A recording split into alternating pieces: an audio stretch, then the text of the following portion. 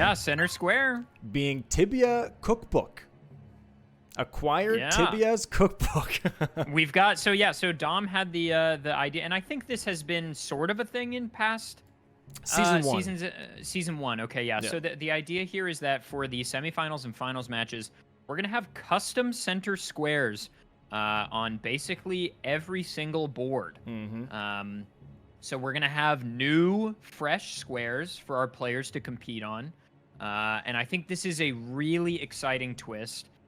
There's no meta around these squares. It's just going to be, all right, how much do our players know? They're allowed to look stuff up, obviously. Like they can go, if they don't know what something is, the encyclopedia of Fextra is always available to you. But I think that this is really exciting. And this particular one, this is the Tibia Mariner enemy that is present in Charo's Hidden Grave, which is just past the Dragon Communion altar.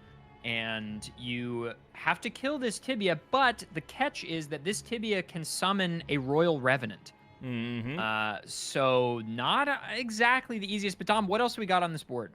We got quite a few things here. Remembrance Boss Hitless, which I see as a quarter square. That's going to be very interesting. Especially with Putrescent on the board, kind of promotes that Tibia's Cookbook a little bit more, so you can get that Southern region access. We have Demi-Human Swordsman, which is another Southern region thing. Potentially, if you don't want to go for Swordmaster On, so you can go for the one right before Demi-Human Mariga.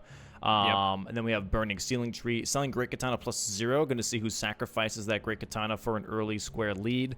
Row 3 not looking too bad, as you have, sell Great Katana Curse Blades, which is really quick, Telios Concoction, which is pretty early on as well, and then Hippo with Cookbook. You have a Hippo pretty much near that Deathriper, which is also near that Tibia Mariner. Yeah, that's so true. Row 3, kind of an interesting row here. I could totally see that being something that people kind of push into. And by the way, Demi-Human Mariga also on the board. So Southern region access, kind of crucial. Ancient Dragonman, I expect to be dead very, very quickly here in the beginning. Yeah, so the interesting thing also, Dom, if you're able to share I'm in the lobby as a spectator, but if you can share the game feeds as we've done in the past, I don't know if that's something you still do. Oh, sure. Yeah, I could do that. So something interesting here is that I happen to know from talking with Blanks about, sort of what he's thinking about for this particular, also thank you, for this particular game. Blanks loves Drain the Water in the Church District because he sees it as like basically a net positive in any way, because getting back section access to Church District is valuable on most boards. And so he sees this square as like an easy rush. Now, I do think there is a lot of back section on this board, but I agree that I think the southern access is maybe more important for rushing. But yeah, I mean, we do have some back section stuff. There's Commander Gaius's Pants. There's Remembrance Boss Hitless, which is commonly Gaius. Though there is not... Yeah, well, with Commander Gaius's Pants, maybe that is the play. Though it doesn't synergize on a line with Remembrance Boss Hitless. It's still 2 squares. And I would say that I highly expect a lot of our semifinal and finals matches to go to majority. I think it is unlikely that we're going to see a ton of bingos from players of this caliber against one another.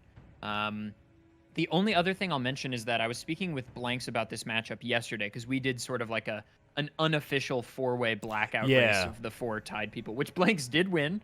So he earned the spot fair and square. But Blanks, I asked him, how do you feel about this match against CBD? And he said he has a proper game plan.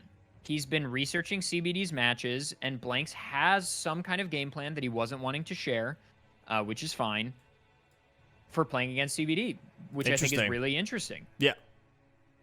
Yeah, there's a lot of worthwhile research that can be done on player history and how they're playing their matches, because believe it or not, obviously people have tendencies to do things in a very specific way, and we are all humans, and humans have patterns, and so like that plays into anything, and that includes bingo. Everyone has a pattern of like, Dom likes to do Dane kills, Adolf likes to do collection things, CBD likes to like bluff lines. So V-Swed likes to go ahead and just keep doing bingo line threats and just keep adding to other lines instead of pushing one line, or instead of pushing for majority. He just constantly tries to create more and more angles on the board. Like everyone's got like something that they kind of like lean into as their play style.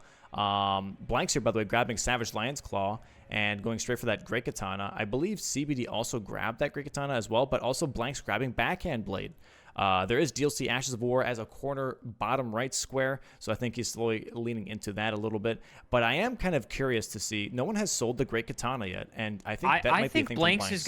I think Blanks is gonna sell it soon, maybe. At least that's my guess. Yeah. Yeah. Okay. So he's selling it right now, and the reason he's doing that is he took a wider line to see if CBD would sell it. Yeah. So by going for Backhand Blades first, Blanks basically confirms that CBD is not rushing this, which again, there we go. There's the first square. So struggling a little bit there with the weird Great Katana. Like when a weapon has an Ash of War equipped, you have to say yes twice, and one of the yes prompts is on the wrong side. So weird. But yeah, so this is interesting because, you know, I'm sure these two have played a lot of practice matches in the past few weeks, and they've probably had this square a lot and had different times where one of them doesn't, the other one doesn't, or they both rush it. So I think Blanks is just trying to suss out some information here, which is really smart. Also, the Backhand Blades are just much cheaper to upgrade, so going to Round Table not only affords him a few extra seconds to find out if CBD wants to go for it, but then he has more than enough money left over to basically fully upgrade those Backhand Blades right away, which is going to be huge. And going straight for a Curse Blade Assassin, I think this is a great play. This is exactly what I was talking about, that row 3 kind of having a lot of really fast things that you can do here. Looks like that CBD is currently near more... no, actually, sorry, near Fort Reprimand. It's so dark over there, I couldn't really see where the hell he was. It looks like CBD is doing map progression here. He did talk to Tialier. Oh, Blanks, okay. But Blanks seems to know the fight here, which is not a fight people have been practicing. I would not be shocked if our players in the semifinals here do know it. Ooh, okay.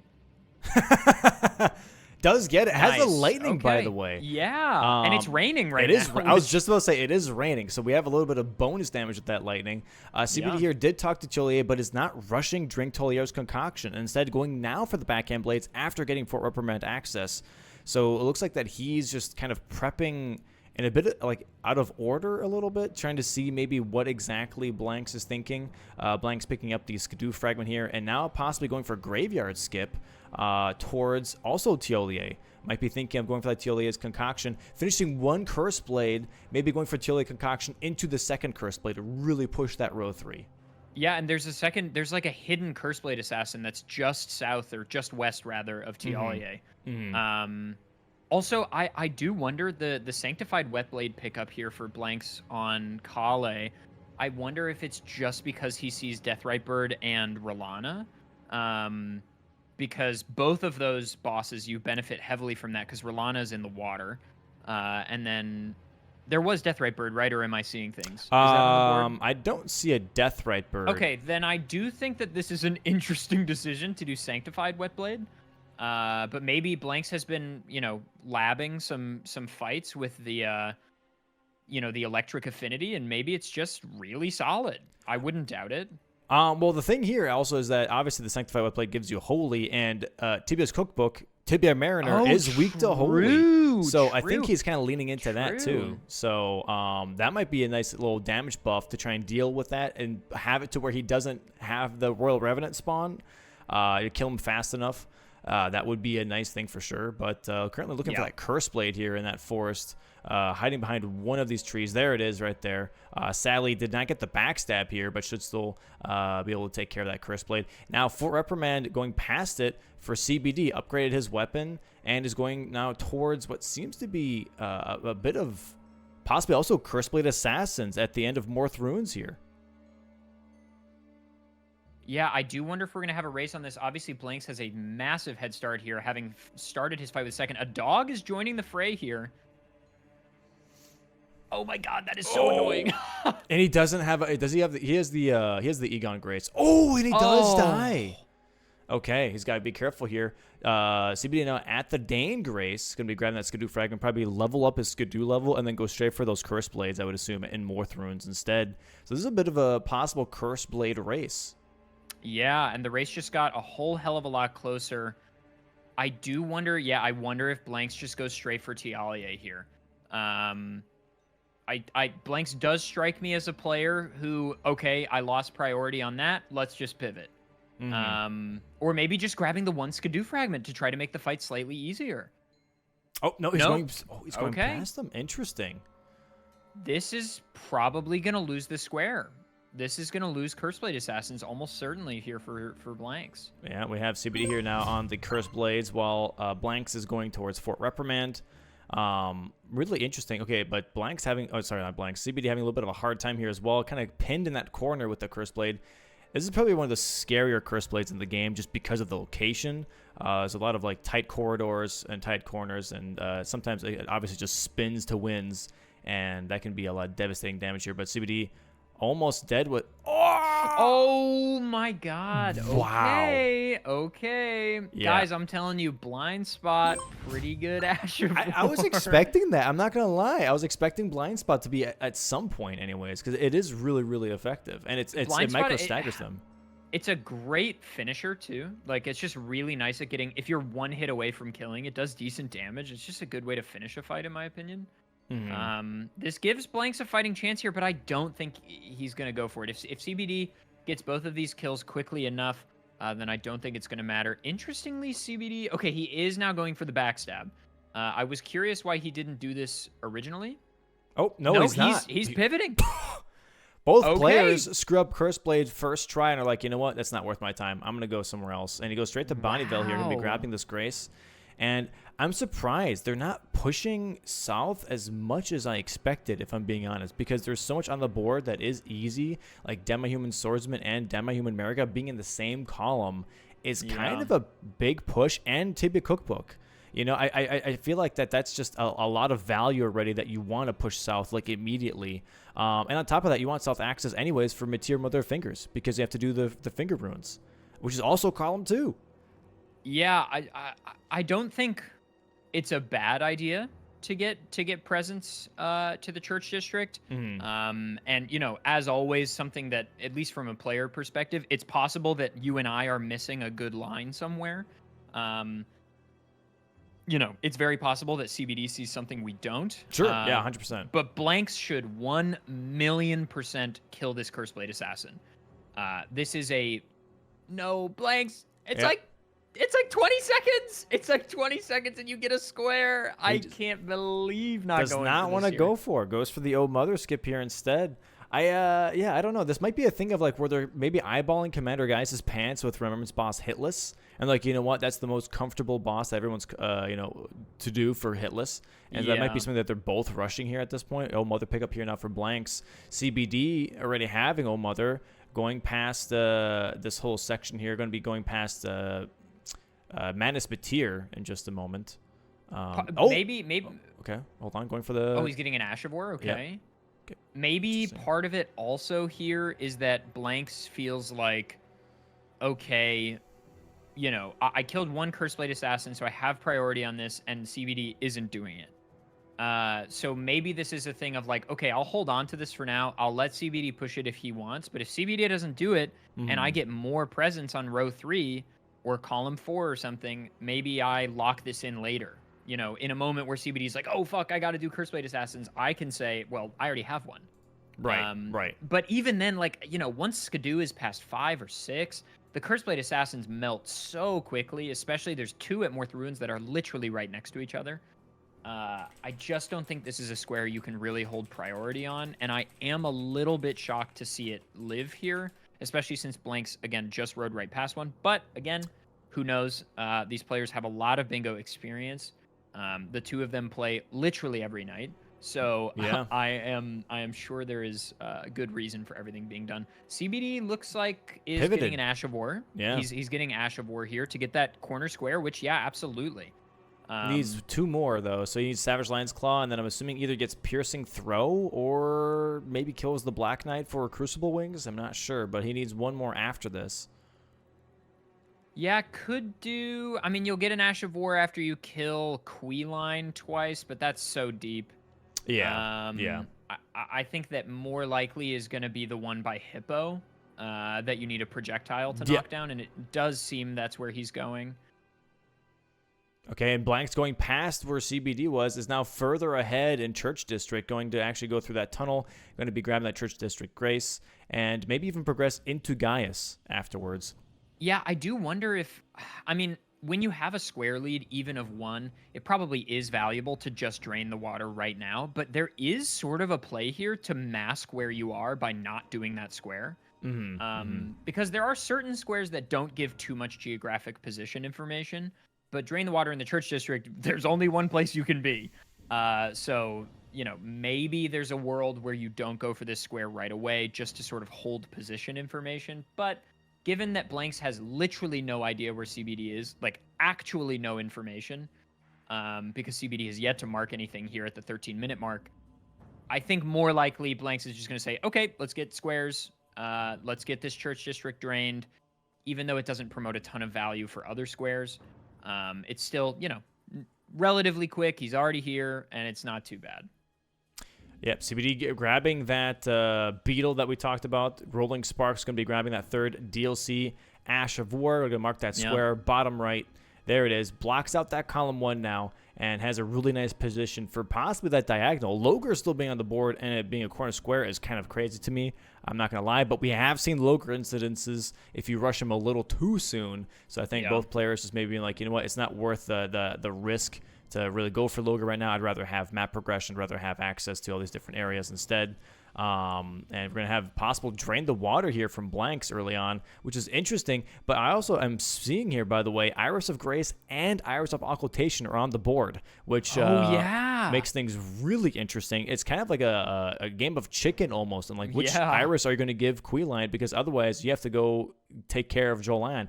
But the other interesting thing is that there's Mateer Mother of Finger. So technically you could do both without losing too much efficiency, because if you kill Mateer Mother of Finger, you can just do Ymir right afterwards and boom, give Jolan the other, Iris, whichever one you give Queeline. But yeah, nice square claim here from Blanks. Draining the water, going to be claiming that row 4, column 1 square. And getting a little bit of progression, showing his progression, which also I think now he just pushes for commander, because like, I already showed that I'm in church district, so why not just finish out my my priority. Loger here though from Blanks. Honestly, God damn it. If I'm Blanks here, I think what I do is I get the back section Grace, and I either immediately, I think you set up Tibia. Yeah. If I'm Blanks here, you see the diagonal threat, especially with Loger about to be marked here. And you need to push ADM right now, because you can't leave that center square open, especially if you want to claim row 3 eventually. You're going to need center square, and you need to block CBD out of this square. And if you kill the Tibia fast enough, it should be an easy square, right? If she gets the Tibia Mariner summon into Royal Revenant, then it becomes a little hairy. But if you can get the kill relatively quickly, it should be like fine, I think. But no, Blanks is pushing forward here, probably up to Storehouse Loft. I don't know. When Loger gets marked, I think I pivot here if I'm Blanks. Yeah, there is Loger there for CBD. Going to mark that square now. There it is. Another corner square. Going to be eyeballing the diagonal. Yeah, and immediately quits out here. Going to try and move somewhere right afterwards. Going to be possibly going for Ancient Dragon Man. And that's exactly, I think, where also where CBD's going. Yep. Yeah. And why wouldn't you? Though Blanks has a little more progress because Blanks has Pillar Path Waypoint, and CBD does not. CBD may be doing Tialies though here, or at least setting it up. Yeah, and looks Blanks like is doing Curse Blade. Looks like I think he wants to actually pressure that middle square. He's like, hey, CBD is kind of like showing that diagonal, showing middle square. Let me go ahead and give myself a reason to really push that middle square as well. And yeah, fair enough. Going to be grabbing that Skidoo fragment and then going to go for this Curse Blade. That's going to be his second square in row 3 and also make that middle square even more tempting for himself. And I think there is, something we don't have that Blanks has is Blanks' notes on CBD, right? And it's possible that Blanks has some kind of, game information of nice backstab. Hey, I happen to know that CBD doesn't like to pressure a situation like this. He's going to go for a little bit of long game defense. I've got a second here to get a square. And I think maybe that's a reasonable assumption here. Again, let's see some blind spot, baby. I'm telling you, we can finish this with a blind spot. There it is, anyway, though. There it is. 2 Curse Blades. I feel like you have to push center square. You're not pushing center square here. Okay, maybe Blanks sees column 4 as a bigger threat than the diagonal. Or maybe he thinks that column 1 is a better threat because he might be moving towards Commander Gaius with Hitless. I don't know. Potentially. I still feel like getting center square priority is really nice here, especially with what we were talking about with how much south there is on this board. I do feel like, yeah, it is a little bit of a time sink to go do Tibia's cookbook, but at the same time, there's TLA's concoction from CBD. I do feel like it's still worth given how much south there is. So I'm a little curious about the decision making here. I wonder if Blanks maybe gets, Loft Grace and then goes and does south. But if he doesn't, then he's definitely pushing okay, here we go. Yeah. Here we go. Pillar Path Waypoint. We're going to push for center square here. I think this is the right call. I think Blanks correctly recognizing that center square is going to be pretty pivotal in this match. This is going to be not just to block the diagonal, but also how much, pressure this is going to put on CBD. There's also low key the non-zero question of do both our players know where the square is? Yeah. Do they both know what Tibia's cookbook is? I did let them know. I did give them a heads up in the call before I put them into the lobbies of hey, if you don't know where it is, you're allowed to Google. You're allowed to look it up. You have 3-minute prep time. Take that time to look it up if you don't know where it is. And I did see as soon as the match started, Blanks didn't even move from the beginning. He was just looking at Googling where exactly is Tibia's cookbook. And yeah, I'm very interested to see this fight because I have yet to see anyone kill Tibia, even in a casual playthrough. I have yet to see anyone actually go out of their way and be I'm gonna take care of this guy. So I want to see how that fight goes and how dangerous that Royal Revenant could actually be. I think in my first playthrough, which I did not stream, I started the fight because I assumed it would be a boss. Mm-hmm. I walking up, I was like, oh, a Tibia Mariner. Why'd they put another one of these in? Well, I'll fight it and get a boss kill. And then the Royal Revenant got spawned, and I was like, oh, never mind. Just the worst enemy in Elden Ring. No, thank you. Yeah, pretty much. But yeah, I don't think the fight is too bad. And again, Blanks has the affinity for it. I think Blanks has a great... he's got either the shock or the holy. Either one would be good. CBD going for Rolana here. Maybe hitless. Is the goal here. Do we have a normal Rolana on the board? No. So yeah, this is just pure hitless. Oh no, there is. Never mind. There is Rolana. Yeah, so this is a 2-square thing here, and maybe Blanks knows, hey, CBD likes to do Rolana hitless. Maybe that's why he was like, I need to do Curseblade Assassins. Okay, the hitless is already out the window. Never mind. It's always funny when you're like, yeah, and they practiced for this moment. No, they did not, and that is out the window. And you know what? Fair play to finish the fight. Let's just get a square. I think against a player of the caliber like Blanks is, you just got to get it done. Yeah. But man, no armors. I recognize that I play more defensive both in playstyle and bingo play than most players, but I really feel like defensive talismans, defensive physic, and a little bit of armor goes a long way. Oh, it Because does. at the end of the day, if you can make your fight faster, great, but the fastest way to kill a boss is not dying. So, right. I don't know. That's my personal preference, and I recognize that a lot of our players that are in the finals here are just going to play for absolute speed, and I respect that. Not going for a ton of damage here on the phase transition. Okay. Does get the stagger, though, and a bleed proc. So many hits. Wow, he still got the riposte. That's crazy. Oh, Ancient And Dragon. bosses do take extra damage when they are staggered. So those extra hits are not just free because the boss can't dodge, but it's also free because they take, 5% more damage or whatever it is. Yeah, I think it's 10%. Same with when they're asleep, they take bonus damage as well because they're not technically in combat.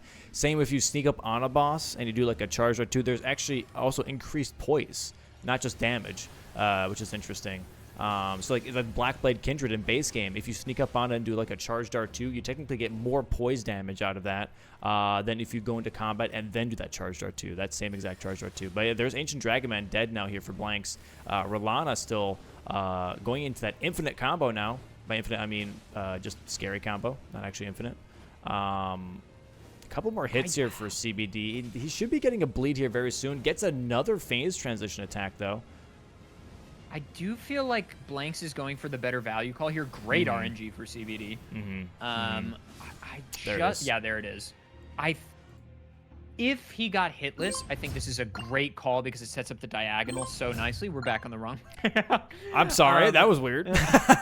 I think that if he got hitless, then it's a great call to do Rolana because they're both on the same line. But not getting hitless, it's tough to see the value, especially when Blanks is about to get a huge map advantage here. Yeah. CBD is very behind on map presence here, no question, and just spent, easily 2-3 minutes on that fight. Really great fight, but I think Blanks is at a slight advantage here, even though the square count belies that it's CBD that's in the lead. I think the center square coming out here from Blanks, is going to be huge. I really wonder what CBD is thinking, because he knows. I mean, it's not like he doesn't know that Tibia's cookbook obviously is center square and obviously holds a lot of value. So I think, if anything, he's playing around it. I think he's just going to go ahead and be like, you know what, I'm going to go for Rolana. I'm going to take out that diagonal. I'm going to take out this diagonal. I'm maybe going to go for Commander Gaius' pants next and go for hitless. That way, I'm showing lines, but I'm not actually committing to any line, and I'm very consciously pushing for majority versus Blanks, rather than trying to bulldoze a line, because most likely, if I commit too much of my mental load into going for a line, I'm going to lose out. CBD is doing Memory of Grace. That is another value play from Rolana. He's got 200 and change, and he's picking up the 80, 95K here. This is actually smart. If he got hitless, this would have been a 3-square thing here. Not making it nighttime. Still fine, though. Great RNG with the Omen Killer not attacking him there. I feel like almost you just killed the Omen Killer there. Yeah. Because you need the Iris of Occultation anyways.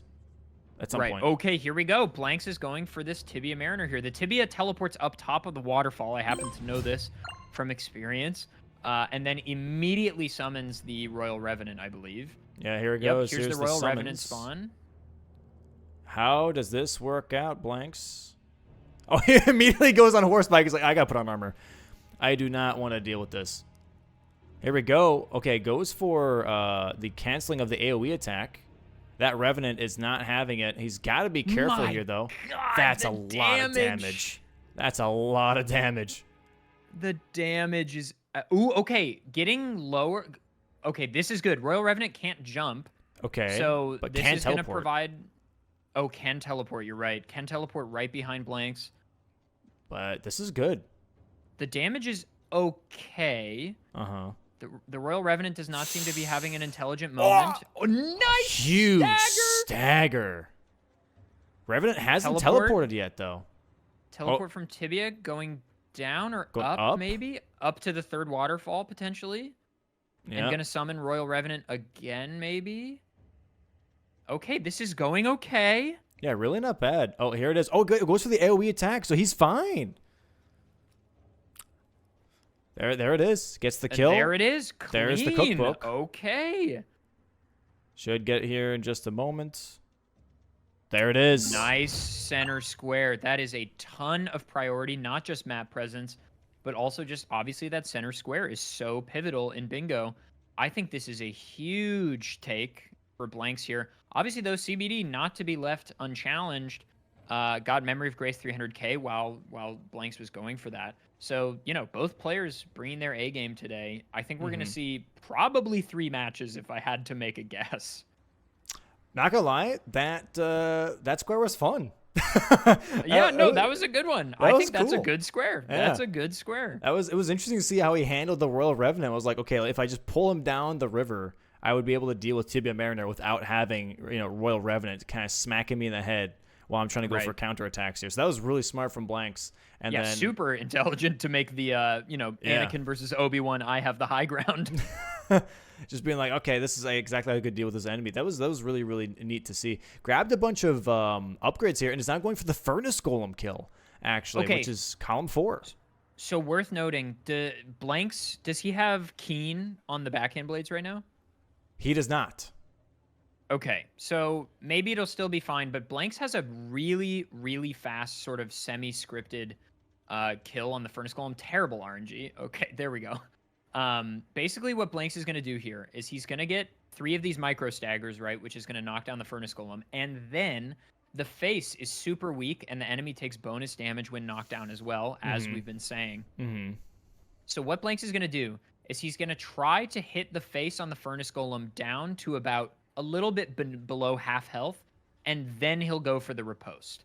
And that should kill the Furnace Golem in one, and ideally should take less than like a minute and 30 seconds total. This fight is incredibly fast if done this way, and the backhand blades are so good for this fight because the Furnace Golem doesn't get knocked down like most enemies do, where it's like, oh, I have a poise meter.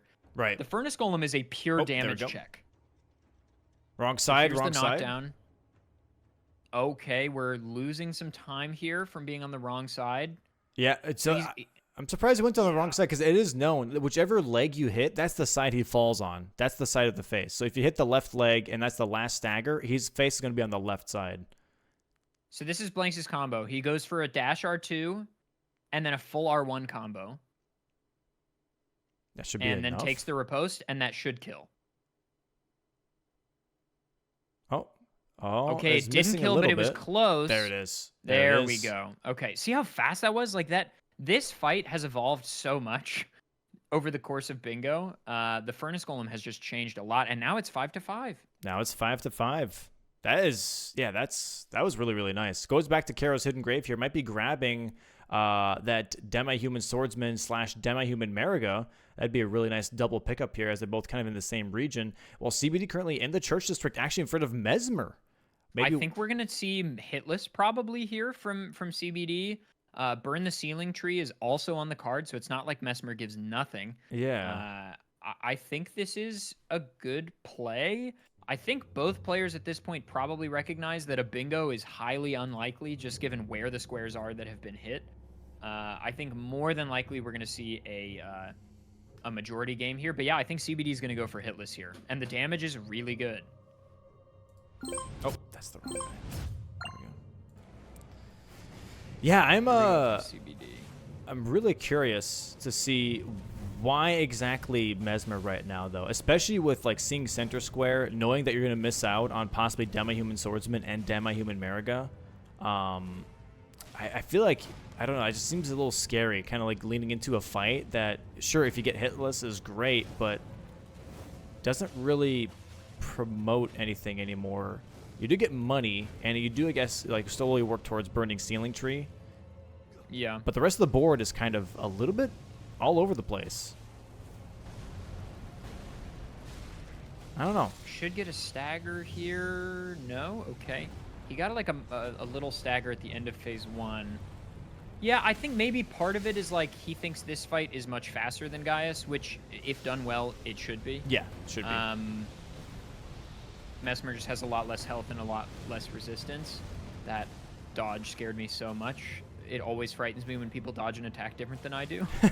I completely understand that, man.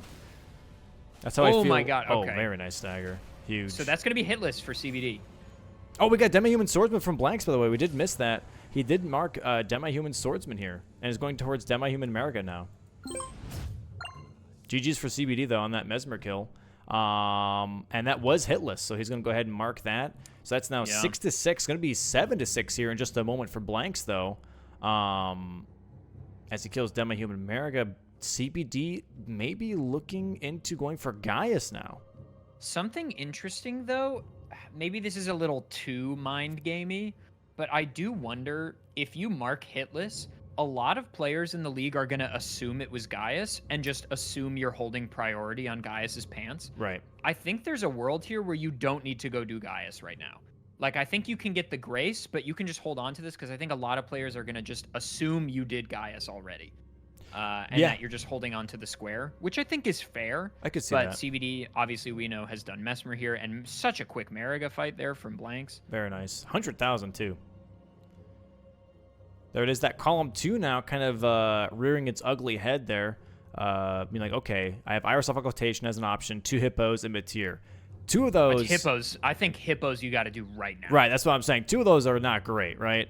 Hippos is probably the most comfortable thing that you can do right now. And it looks like that CBD is just going to go ahead, maybe grab the Grace and then pivot off of Gaius for now, try and maybe deal with column 2. Going to go for some Queeline invasions. Looks like Blanks might be going for that Hippo, though. I think Hippos is definitely the call. It makes it kind of sad. Whenever I get 4 squares in a line, I'm always like, man, could I have bingoed? Yeah. But I think that this is absolutely the right call. Promoting column 2 here means that CBD, if he wants to win, is going to have to do at least one of them, which is a tough position to be put in here. Because, yeah, I mean, Meter Mother of Fingers is such a... Okay, what... Now, where are we going now? Yeah, both players are not going... the two hippos. He's doing the 2 hippos on the way to past the Jory. watering hole. Yeah. But... Which I could see being faster Wait, than just... is he doing Rakshasa? We have mausoleums on the board. Hey! Can you even believe it? The first Rakshasa moment? Is he actually doing that? That'd be insane. CBD here did do Oh Mother. Going to have access to the whole Mother of Fingers quest line. Is outside of Hippo. Does have that grace. Hippos, so yeah. I think he's going for Hippos here. This might be a Hippo race. I think Blanks wins this race, potentially. But actually, maybe not. Because Blanks still has to walk all the way down there. CBD just has to do 1 boss fight, which he's way over-equipped for. Then he already has back section grace, and then he just has to ride past Zalza. Ah, man, this is going to be tight, actually. It's tough. Maybe. It's tough. It's a tough spot to be in, for sure. Okay, good dodges so far from CBD. This fight, I feel like at the beginning of the season, I was nervous every time I went into this fight, and now I'm just like, I get it. Like, I don't know. I don't know how you feel about it, but like, we've had to fight this boss so many times this season that I feel comfortable, even though I still dislike it. I don't love this fight, but I'm having a little bit of Stockholm Syndrome at this point where I'm like, oh, I know how to fight Hippo. This is fun. But CBD's damage is absolutely crazy there. Very nice. The guy do bleed procs before phase 2 as well, which is very, very nice. He did level up some arcane on his stat line. Went for some stamina, went for some arcane to get easier bleed procs, and it's going to be very useful if you stick to the bleed. Obviously, not going to be great for some fights for bosses that don't bleed, but I think like everything bleeds besides like even Radon bleeds. Lamenter maybe. Lamenter, I guess. Deathrite Bird. Yeah, I think leveling arcane to like 30 maybe is solid, maybe even 40 if you have an excess of runes. I think Dex is probably okay, but Blanks is already basically at the hippos. This might not even be a contest, presuming that the fights go fast. This is weird though. Why is CBD going this way? Oh, grabbing the main Gosh here because we do have acquire the Aged One's Exaltation as a square. So he's grabbing this, quitting out, and maybe then going for back section to then, or not back section, but the first floor grace for the other hippo past Salsa. But yeah, he has ceiling tree priority anyway, so he's gonna want that Rao grace. So I think it is very likely that he does this. I do wonder why you don't just teleport to back section, which is a grace he has. That's definitely faster than making this run all the way up the elevator. Unless he also wants to get this grace down here at the watering hole in prep for Age 1's Exaltation Talisman, which is possible. Could be. Currently blank 7-6, though. 1 square in the lead. Looking at possibly his second hippo and then maybe going for that Nameless Mausoleum Rakshasa. Could be grab attack here from the hippo coming out. Nice little side strafe. I think after this... I think he is holding on to Commander Guy's pants, like you said. Like, having that Remembrance Hitless boss and just holding on to Commander Guy's pants for CBD is a good play. And I think especially after seeing Demi-Human Swordsman and Demi-Human Mariga, he's like, okay, I have some time. Now there's hippos, though, for blanks. And that column 2 is starting to look a little scary, especially with Meteor Motherfingers and Iris of Occultation both being a bit of a long-distance square. If you're blanks, do you go for Iris of Occultation here, or do you promote other quick squares? I think he's just going for majority. He is going for Legendary Ash Summon here now, going straight to Morth Ruins, going past the altar here. I think blanks see Legendary Ash. Yeah, there it is. Yeah, I think he's just like, you know what, I'm just gonna go for full majority at this point. I have priority on some of these things. I don't have priority on some of the other things. I probably don't have priority on Burning Ceiling Tree, and I probably don't have priority on Commander Guy's pants. I don't think I can push a line. And I don't think that I can push column 2. And CBD already currently at Bellerot, going to be going probably for Queeline for that Iris of Occultation. Yeah, I think that's probably the right call. It would be interesting if you go for Metter Mother of Fingers, you get whichever iris they didn't do. So you do get 2 squares for that. So maybe that's something we see Blanks do after CBD marks Iris of Occultation. If Blanks is at 11 squares, maybe you do that. I don't know. But you have to feel like probably DLC Legendary Ash and Mausoleums are up next. Mausoleum's relatively fast.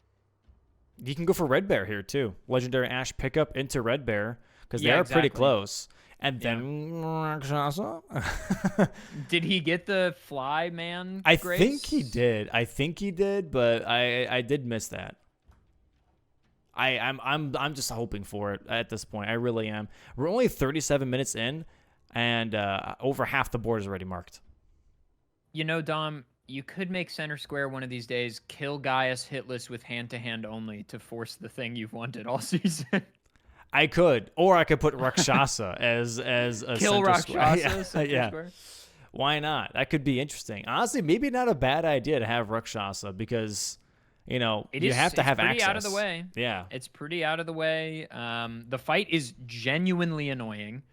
Rakshasa poises through everything, but the fight also has some value. Rakshasa's Great Katana is like crazy good. Weed Cutter is a nuts Ash of War. Not even to mention that Rakshasa's armor, if you wear the full set, just gives you a flat 8% damage buff. Like, you just are stronger for having had fought it. And that's why I'm honestly mind blown that she just has never been considered. I know she's annoying and frustrating to deal with potentially, but 8% is 8%. You know what I mean? Yeah. It could make the difference.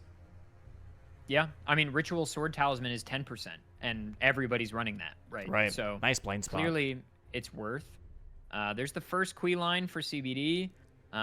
There is obviously value in going for Quee line as well. You get 2 Skidoo fragments, which is obviously nice. And you can set up Lion here, which CBD has priority on. There's the DLC Legendary Ash summon for Blanks now 9-6, and CBD sort of forced to go for Iris of Occultation here. Not going for the Red Bear Mausoleum here. He's porting out immediately, going to first floor now. Going back downstairs. Maybe while he has some lead here. Okay, so he's just using this moment to get the elevator backups when he goes for main gauche. Yeah, makes sense. And he looks like he's buying something. Selling a little bit and getting... Oh, Rotten Sword. Okay. Maybe not. He didn't buy it. Okay, he's just going to level. Maybe he didn't have enough money or something. No, he definitely had enough money. He had like 160,000, but I think he just decided against it. Mausoleums here. Eesh. Backhand blades, Jail Knight is not something you want to do for fun.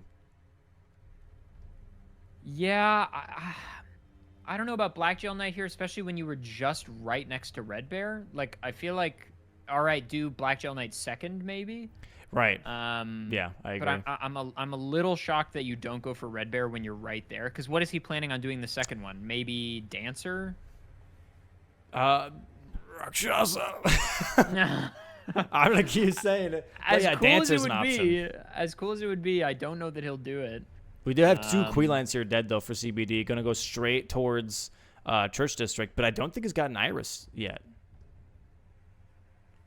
No, and maybe he's like, okay, Blanks isn't going for it. Yeah, interesting.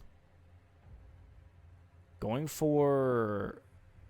What is he going for? He already killed Hippo. Red Bear? Red Bear. Okay, he's going for a Bear Lion Hippo. I think he might be thinking like, hey, I'm going to call his bluff on killing 2 Hippos and not going for Bear Lion Hippo.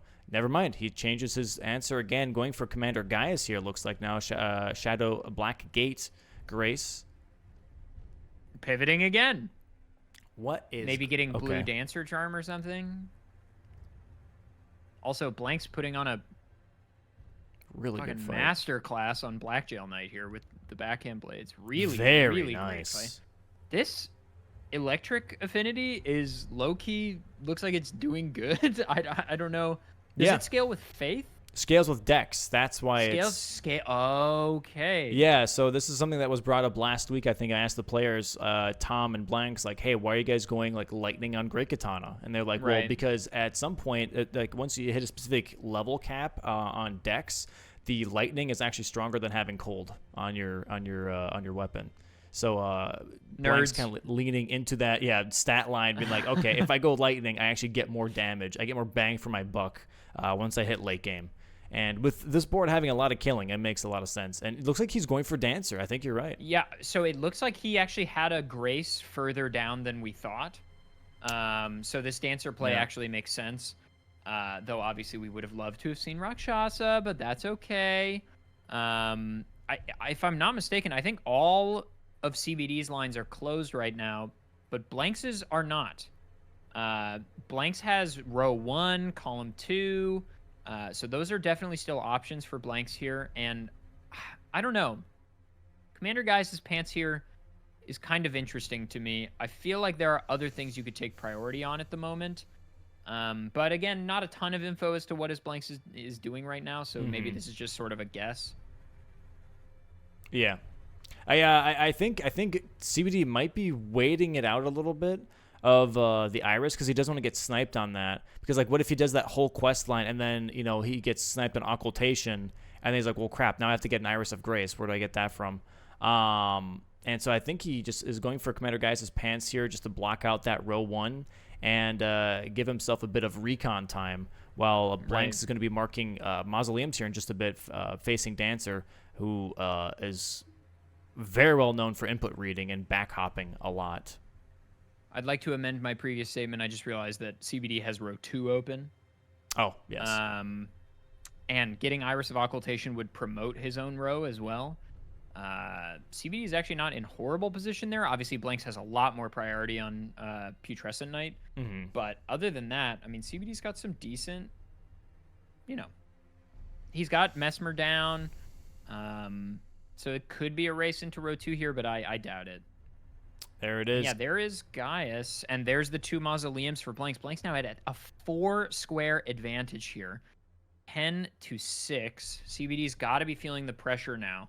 And I feel like if you're Blanks, why not just do Iris of Occultation? It might be that thing of they're both kind of scared of the 2 Irises on the board. But I do feel like it might be valuable.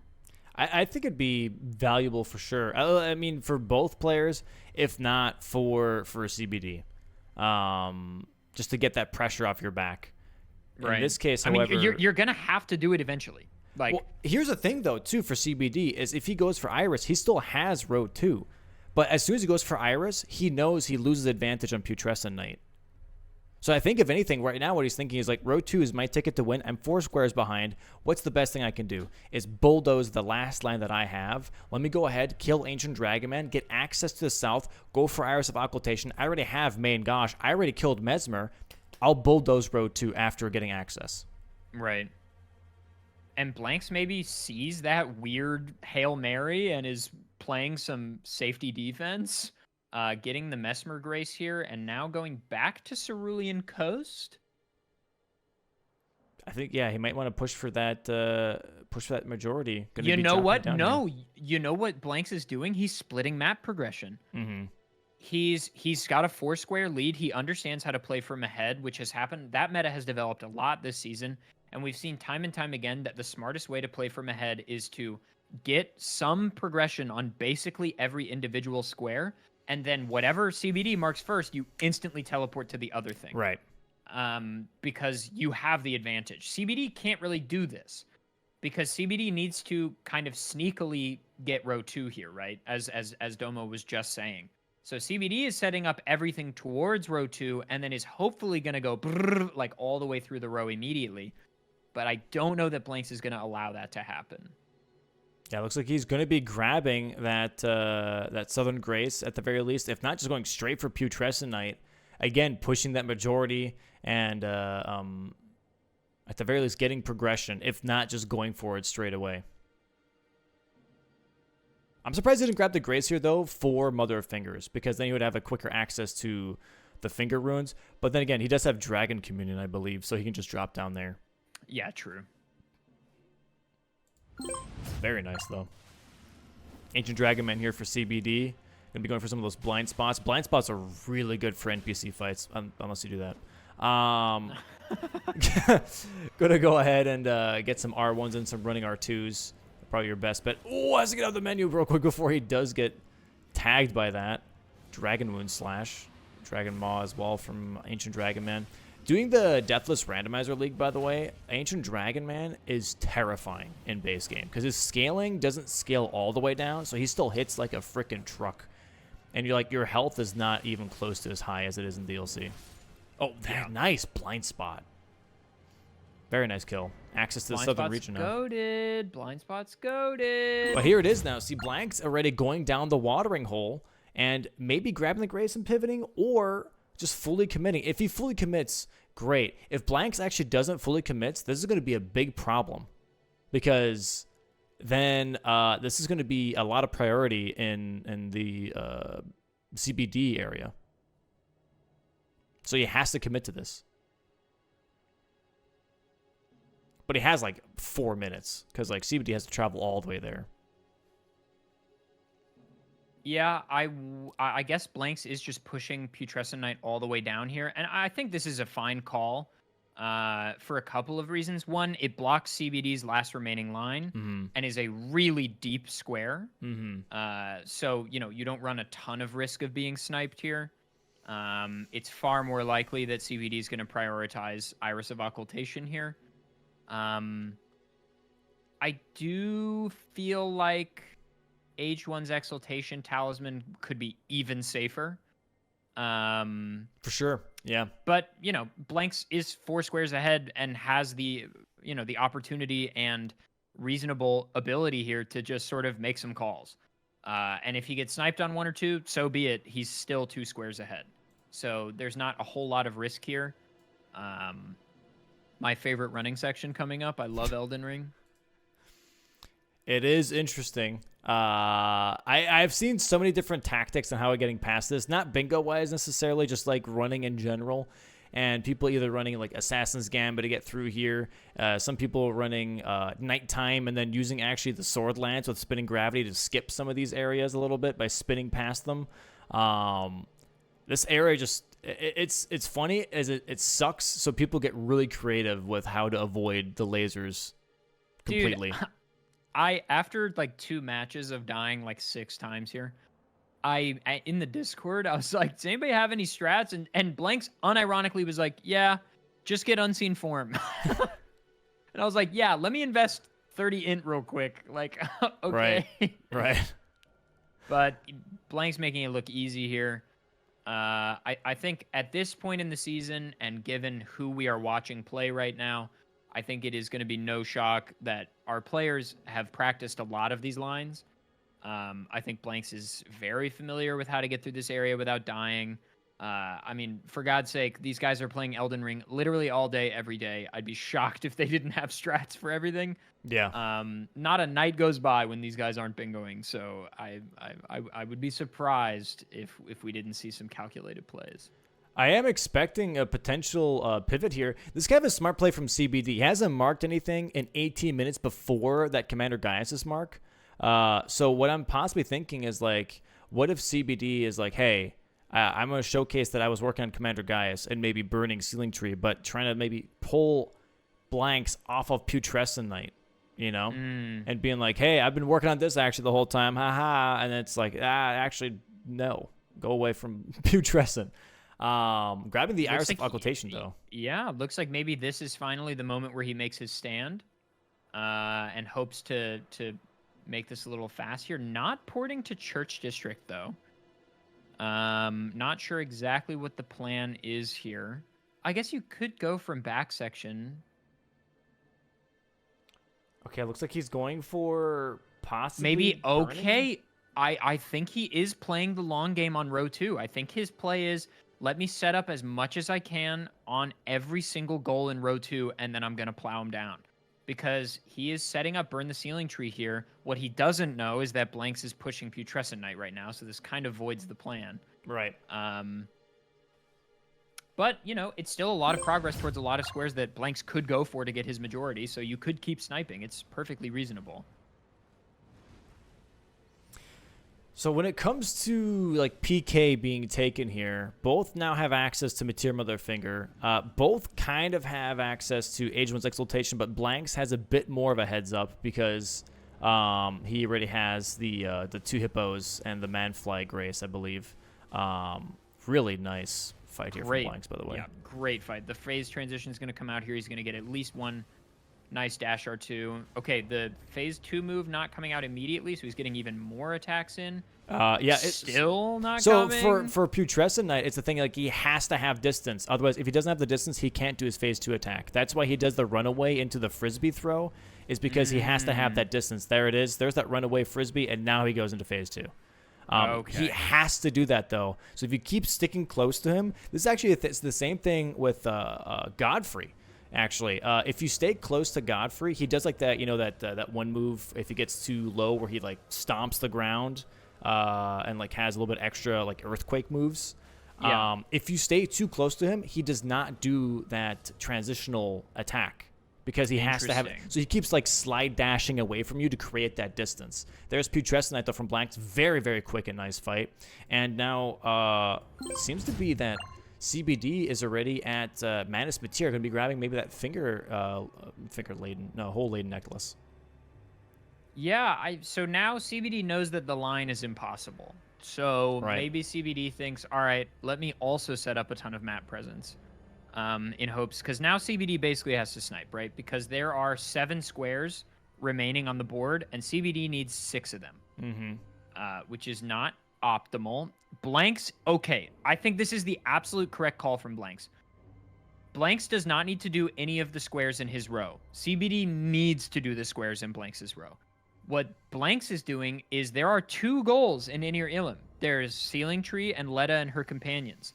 So Blanks is going to go up and probably get the Romina Grace, then summon Hornsent. It is faster in general to not have to fight the Hornsent Invader or evade the Hornsent Invader pre-Romina. So I think it is smart to get the Romina Grace, then talk to Hornsent at the Letta Grace, and then fight Mesmer, summon Hornsent, and then boom, boom, the goals will come super fast.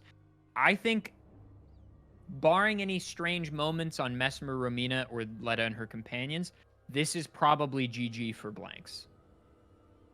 Yeah, this is definitely looking like it, but pivots do happen. So maybe at some point he does, kind of move off of that at some point.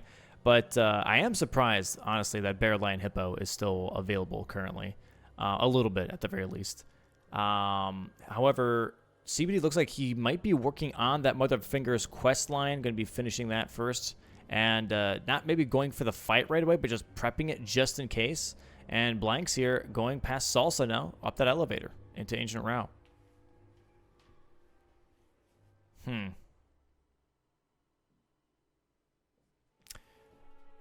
Not really sure what the full plan is.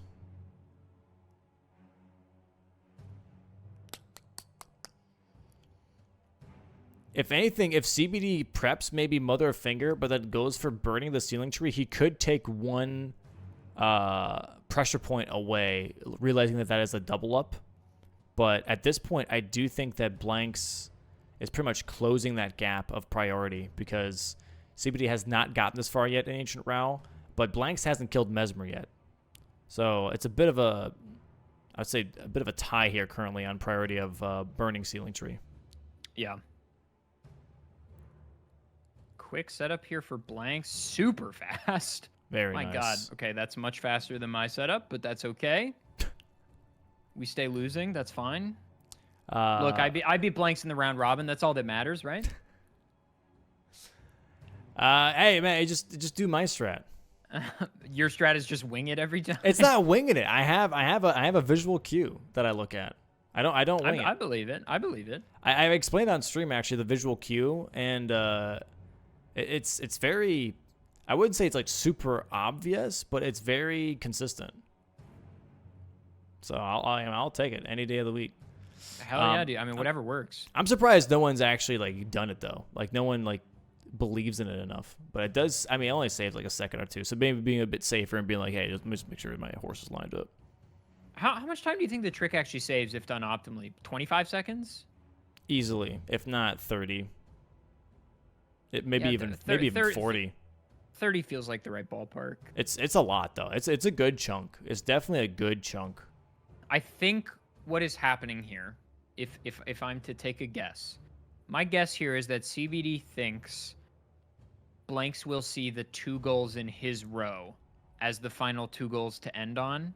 The idea being I either bingo or majority or get sniped and pivot. So I think, CBD is not happy about that. Oh, you know what? Actually, I do see what CBD is thinking. He maybe sees the Burning Ceiling Tree Letta combo, but he also sees Meteor Mother Fingers and then Iris because of Jolan. So he's That's thinking. what I'm saying. Right. Okay. Oh, that's what you said? I'm sorry. No. I was just saying that I think he sees Meteor into Iris of Occultation as like an equally fast 2 squares. Right. Exactly. Yeah. And he maybe is thinking, okay, well, they're also a part of his line, and I haven't been showing that I'm blocking it. So maybe that is what Blanks is doing. But I think Blanks is making the safer call here. CBD has died, I think, once or twice in the last week of matches to that exact jump that we just saw him die on. So I think that's why he's pretty upset about it. Yeah. It is a very strange... There's like... Fall damage in Elden Ring is completely borked. But it's just this stupid thing where, like, you land, take a little bit of damage, then get knocked off torrent, then die. And it makes no sense. It's a little confusing. I would agree. Okay, so Blanks is going straight for Romina here, and then we'll immediately go to Mesmer. And I think once CBD sees Burn the Ceiling Tree, he'll know that match 1 is over. But again, everybody, stick around no matter what happens. This is a best of 3. So even if CBD drops match 1... there's at least one more match for him to claw it back. But if he loses this first match, this will be CBD's first official loss in an official match all season. So this would be really huge for Blanks here to take a win over who is the definitive, I think Blanks is pretty undeniably the underdog here, even though we all know he's a very talented player. Yeah, record-wise, he's the underdog, yeah. That is crazy damage, though, that he just dealt to Romina in that one segment of her being staggered. And yeah, the fun part is, hey, another match, another new center square. So Indeed. That'll be fun to see exactly how they deal with it and how they feel about it afterwards, if they're going to yell at me. Fun fact, the center square for next match is going to be write a 2,000-word essay. So no chat GPT allowed. That's been considered cheese. So that's in the meta. And this joke is going on too long. Also, unplugging your opponent's keyboard is not considered a stagger.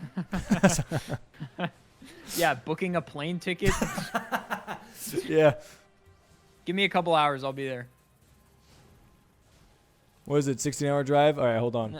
Can we pause the match? I got to take a bathroom break.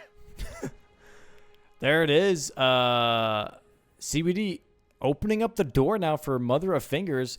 Burning the Ceiling Tree going to be marked here very soon here for Blanks as he goes for the Mesmer fight now. Both players going to go into... not summoning Hornsent? Why do Romina first? Why do Romina first if you're not going to summon Hornsent? He thinks Burning Ceiling Tree is a race, probably. He doesn't want to waste his time talking to Hornsent. Yeah, I guess so. But Hornsent also makes this fight really fast. Taking a lot of damage.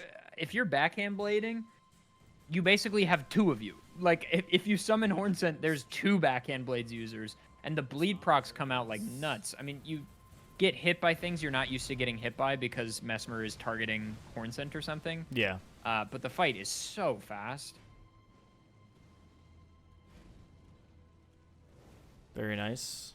And since Hornsent is a summon within the boss arena, it doesn't increase Mesmer's health, which is nice. Which is crazy. Yeah, same thing with Egon and Bale. It's just like a flat, easier way to fight the boss. Here we have Mother of Fingers now as well. For Blanks. For CBD, you mean? No, for Blanks. Because he just had phase 2 Mesmer. Oh, I thought you said, here's Meteor Mother of Fingers now for Blanks. Oh, sorry. But you said, Guh. Oh, yeah. Yeah, I was multitasking on that one. Bleed Slasher, though, from Meteor is, like, so good. It's insane. Like Yeah, the backhand blades melt this boss. Yeah. You could honestly almost completely skip phase 2 if you get the perfect setup with stagger and bleeds. Dude, in the blackout race yesterday, also great fight from both of them here. Huge bleed proc for CBD. If he gets a stagger here out of the phase transition, this might be it. It's gonna be dead. Oh, gets good RNG though. Oh, perfect RNG. That is like nice fight. Wow, that is insane RNG. So burning signature is gonna be marked here from blanks, and then Meteor is gonna be marked. Jesus Christ, Meteor is gonna be marked from CBD. What the hell? And CBD's going to see the bad news. Yeah. He just, and realize that they weren't racing on the thing he thought they were racing on, and just laughing it off here. What can you do? Yeah. And Blanks knowing here that he is in the absolute clear. I guess the horn scent doesn't matter as much, the summon here, because if you get the bleed procs you need and you attack Hornsent right at the beginning with the backhand blades, you can actually kill Hornsent in like genuinely 8 seconds. But you just have to get it done before Dane gets there, because then it becomes a real problem. Definitely becomes a little bit of a hassle for sure. CBD, I think, have like the right plan where he goes for Materia with their fingers. He has Iris of Occultation and Grace, and has dealt with Queen Line, so you could have done both Iris of Grace and Occultation at the same time. And that would have been a huge play for sure, and that would have like swung the game into his favor if Blanks went for the same thing. But Blanks completely opting out of that definitely was the right call. Really, really fast fight here from CBD. Jesus. Very nice. We did see the meta this season. It like started at backhand blades, then right as the season began, swung over to Great Katana for like 6 weeks, and now the meta is fully on backhand blades again. Like, yeah. I think Great Katana is still really good. I really like it for a few fights, but the DPS is just undeniable from the backhand blades. It is definitely quite absurd how much damage you can get. That's Grace, right? CBD gave an Iris, but not marking it. Yeah, I'm a little confused. Oh, there we go. Oh, you didn't know which one he gave. Okay, that's why. He was like, okay, I got the Ashes that is... Grace, and then Occultation is the weapon. And also, it's not contested, so, we're not going to be like, it took too long. Yeah, they have 60 seconds to mark, so that was definitely within the 60-second time frame, so he should be fine. I thought it was 4 seconds, or is that a mismark? That's for mismarking. That's when you click when you're not supposed to. Okay. That's 3 seconds, not 4, but yeah. And 3 seconds, yeah, it's a tight window, but that was something that was voted because the players were like, well, if it's 5 seconds, that's too long. Like, I could pivot in 5 seconds. If I see that marked, I'm immediately leaving that fight, then I'm screwed. Like, it has to be shorter than that. Yeah, and also you could abuse it. Like, it would be so lame. Like, if I played against a player who fully... Also, Blanks using the Dragon Hunter's Great Katana here for the bird section. I think it's just like Ash of Warring it to like make sure that they don't do the stupid discus attack. I think he just has a line for this. I think he's got, because it staggers them, right? The backhand blades aren't going to like knock them over. I think his jump R2, he has some kind of strat for this, which I respect it. Getting the Skidoo here. Nobody ever picks up this Skidoo fragment, but it's a good one. It takes 2 seconds. Goes for the safe strat here of the Horned Warrior, going to be dropping down the ledge to make sure that that doesn't stop him from getting up there. Did not know about that. I'm locking that into my mind. That's good. Yeah. That's a good one. So when you go up the staircase, go into that small room to grab the Skidoo fragment and then come out. And by the time you do that, most likely the Horned Warrior is going to be at the edge and then do his stomp attack. And then he'll be falling down. Nice. Yeah. Saves you now, a little bit of a headache. Will Blanks go for the crouch slow strat, or will he quit out 5 times? Looks like he's going for the walk around. He's going for the quick jump. He's going for crouch. Okay. Yeah, this guy can be pretty scary, but you can actually, it's weird because normally you would think that the way the vision of the Horned Warrior is, it's like very horizontal, but it is a cone. So you can see already he's running before the Horned Warrior is even past the statue. It's because it's very much a cone vision. So he just goes right past that Horned Warrior now. Going to get ready for that Letta fight, and that's going to be a first game for Blanks here. Unless CBD gets there. You know, Letta's not free. Letta's not a free fight. And CBD, you know, to his great credit, is playing it out. Like, hey, there's a chance Blanks dies 50 times. Right. Might as well contest because CBD's on 10 squares and has priority on one of the remaining squares on Bear Lion Hippo. So, you know, this isn't an end. You know, this isn't the end yet. Obviously, Blanks has an unbelievably large advantage, easily 5 minutes.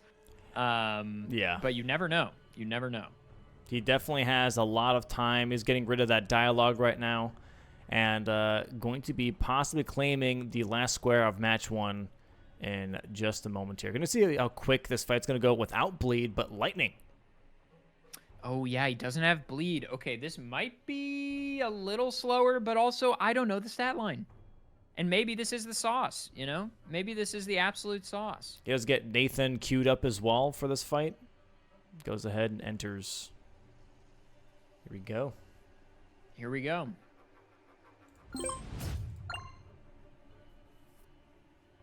Dryleaf Dane and our ally will never allow this. I'm going to say this again, by the way. For my first playthrough, I loved this fight. For my first playthrough, I was like, bro, this is like the whole, you know, like Avengers type thing. Everyone coming together, just fighting it out kind of thing. I thought that was sick as hell. I was like, this is so freaking cool. And everyone talking to each other, you know? I think it would be a little cooler if it were an official boss fight, but it is cool. Yeah. Like, there's something, I don't know, maybe it's just because I view invasions as such like an NPC thing or like a PvP thing. But there's something that takes me out of the world when I have to, like, load into a summon sign. I don't know. Maybe that's stupid. I kind of get it. I think it would have been slightly cooler as a boss fight, but I agree. I think this fight gets some unneeded hate. I think it is cool. The arena is super sick looking. Yeah, I like the arena. It's like a weird Sands of Time kind of, yeah, like look to it, which I really think is super sick. But Prince of Persia moment. Yeah. Okay, so once Dane is down here, it's just going to be Letta. Yeah, Nathan just spawned in, too, so he's definitely got a lot of health to work with here. If he gets the Wombo combo with Nathan here, though, he should be able to skip the Flask, which is going to be huge. Ugh. Oh, there was the Flask there. She tried to heal. She tried to heal. There it is. Wow. There it is, and that's GG's. Blanks taking the first official game over CBD that anyone has had. Nobody has beaten CBD in an official match yet, except for right now. That's insane. Yeah, GG's to Blanks. Match 1 going to Blanks here. Going to go into match 2 here. Again, it's best of 3s. So this is going to be very interesting. We're going to go into a quick 5 to 10 minute break here. No post-game interviews until after the best of 3s. So we're going to go into a quick 5 to 10 minute to give them time to get water, get bathroom, all that stuff. And yeah, we'll be right back in just a second here. But just a quick recap. What a match! Really, I really wonder. Like, what do you think was the I think the South Access. I think the South Access was the decision maker here. Yeah. I mean, if you just look at column 2, which turned out to be the pressure point of the match, I think Demi-Human Swordsman plus Demi-Human Mariga just turned out to be too powerful. Yeah. Being in the same line here, and then of course the Tibia center square was so crucial. That put a lot of pressure on CBD and closed out the line CBD had open. I think this was just a map presence game because both of our players played really well. Maybe only 1 or 2 deaths each. Yeah. Just a lot of really fast play, and I think Blanks just made slightly better decisions on map presence, but that's it. I was really expecting a bit more of a contested southern region. And instead, it was just kind of like free for Blanks. He just got to hang out. I do wonder. Sometimes our players, this happened to me in the official matches quite a few times. I just don't see how strong an area is. It's hard to have sort of like entire board vision all at once. That can be really difficult. So maybe it's just a moment of lack of clarity. Or it could be CBD's like, okay, I know he's going to do that. That gives me the opportunity to get leverage on the non-South stuff, which is fair. But Blanks just managed to clean up both, which, kudos. Yeah. Very, very nice from Blanks here. Again, GG's to Blanks. We go ahead into a quick 5 to 10 minute break here, guys. Go ahead and get some snacks, get some drinks. Going into match 2 here, best of 3s, CBD versus Blanks here in just a moment. Sit tight, guys. Sit tight. I know what it is, and it's going to be interesting because I don't think any player is really prepped for this at all. I'm excited.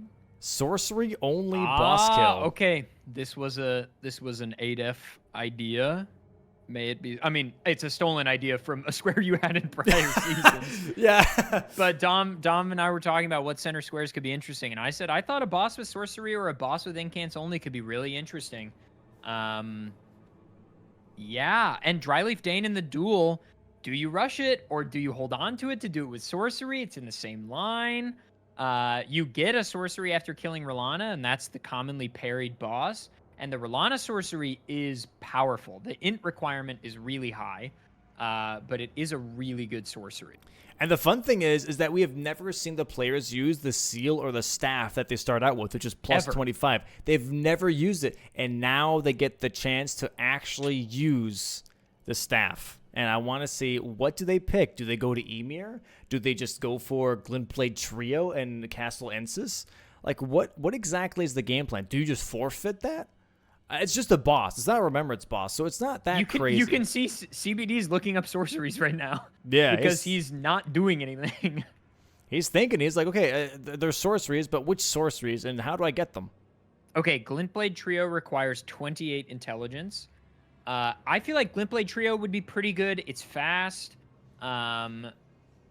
It's center square. Do you just upgrade the staff right now? Like, I don't know. Then your whole economy is different. The staff is already right? upgraded.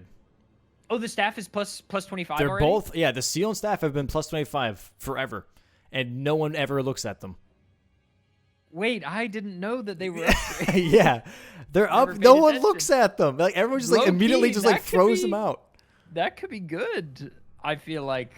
Yeah. Some of the because there's some good sorceries in the shop too. Wait, it just says sorcery only. It doesn't say DLC sorcery only. I know. So they could just buy a sorcery from Kale. Yeah, but all the sorceries from Kale are just buffables. They don't do any damage. Oh, really? There aren't any damage sorceries on Nope. Kale? All intended. Yep, there aren't any damaging ones. But Emir does have base game spells. Which ones does he have? That is a great question. I'll look it up. I honestly have no idea. I will not lie. Because he's got like 6 of them. I want to say 6. He sells Glintstone Pebble, which is terrible. Great Glintstone Shard is decent. Glintblade Phalanx is okay. Carrion Phalanx is okay. Carrion Retaliation is fine. But Glintstone Nail is decent. Glintstone Nails is even better. But you have to do the finger runes. Yeah, you would have had to have rung a bell for that. Yeah. I feel like of this list, probably Great Glintstone Shard would be the fastest in that list. But I think you have to go all the way to Emir for that. Maybe Glintblade Trio is better. But let's look at the rest of the board. What else do we got here? Yeah, I'm looking right now. We have larval tiers. Our players are also going to be thinking about it, right? They're also going to be sort of maybe boggled because they have to think so much about the sorceries. Yep. To maybe miss that, hey, there's a corner square larval tier here, which Blanks is seeing. And I think is absolutely the correct play to rush here. What else do we got? We've got Memory of Grace 300k runes in the exact same place as last match, interestingly.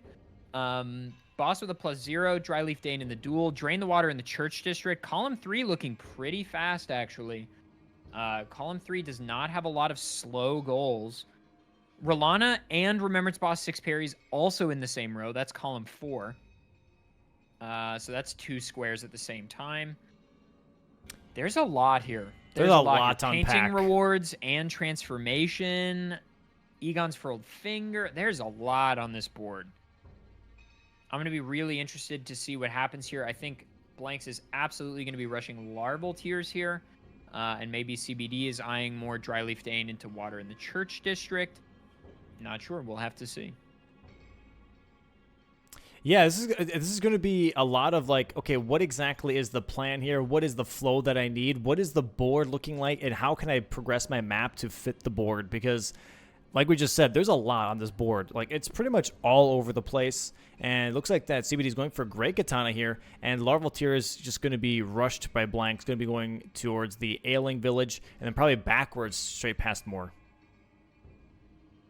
Gamers, one thing I will say is if you have enjoyed this season's Bingus content, this has been weeks and weeks and weeks of exciting bingo streams, both on the YouTube and over here on Twitch. On the YouTube channel, it's Bingo Brawlers, obviously, and here on Domo's Twitch channel. If you've been enjoying any of that, would you just drop a little subscribe-ioni? Drop a little subscribe-ioli. This is viewer-funded content.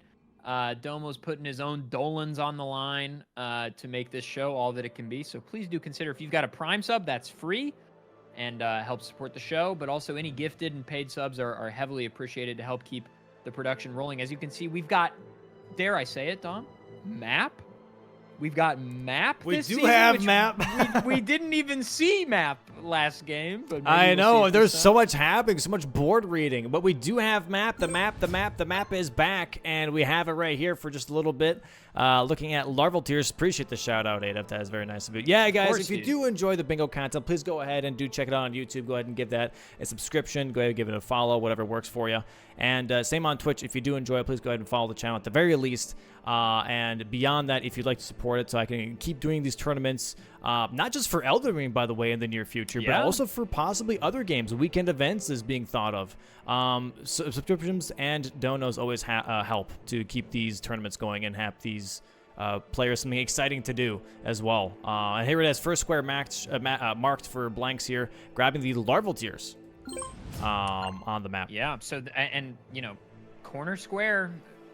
For those of you that are maybe new to bingo, there are a lot of people watching across Twitch and YouTube right now. Corner squares have implicitly more value than off-diagonal squares.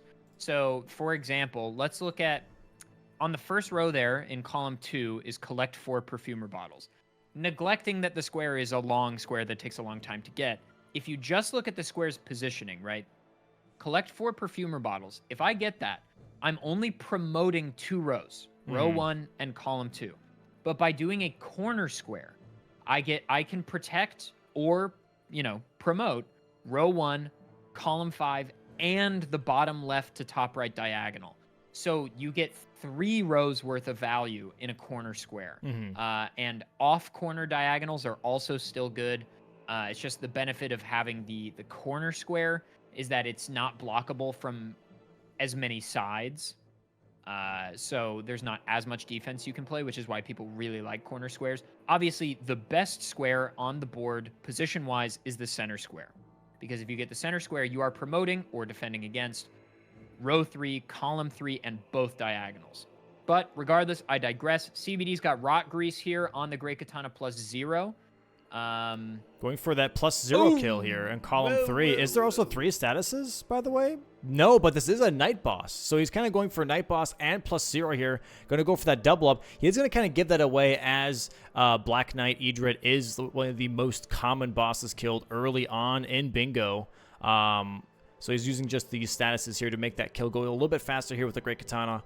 Kind of an interesting choice as your first square, really, if I'm being honest. Yeah, I don't know that it's the best decision, but CBD could also see how powerful column 3 is here.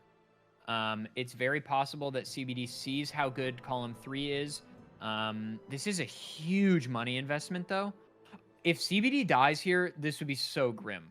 CBD spent easily 30,000 on greases at the beginning here because the greases from Kale are very expensive. It's a huge value proposition, but of course the fight is going all right here. R1s do stagger in 5, so you'll see CBD do basically this 2 R1 poke, crouch, R1 poke, R1 poke, and 5 R1 stagger the Black Knight Idred every time.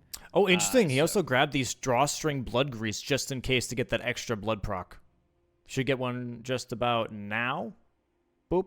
Nope. How about boop? There it is. And all that right. could, honestly, not that slow. With the 3 greases, Literally, maybe a look at minute. Blanks. Blanks at Larval Tears. He just arrived at Fort Reprimand, and CBD already got the night kill and +0 on top of that. And now they're tied.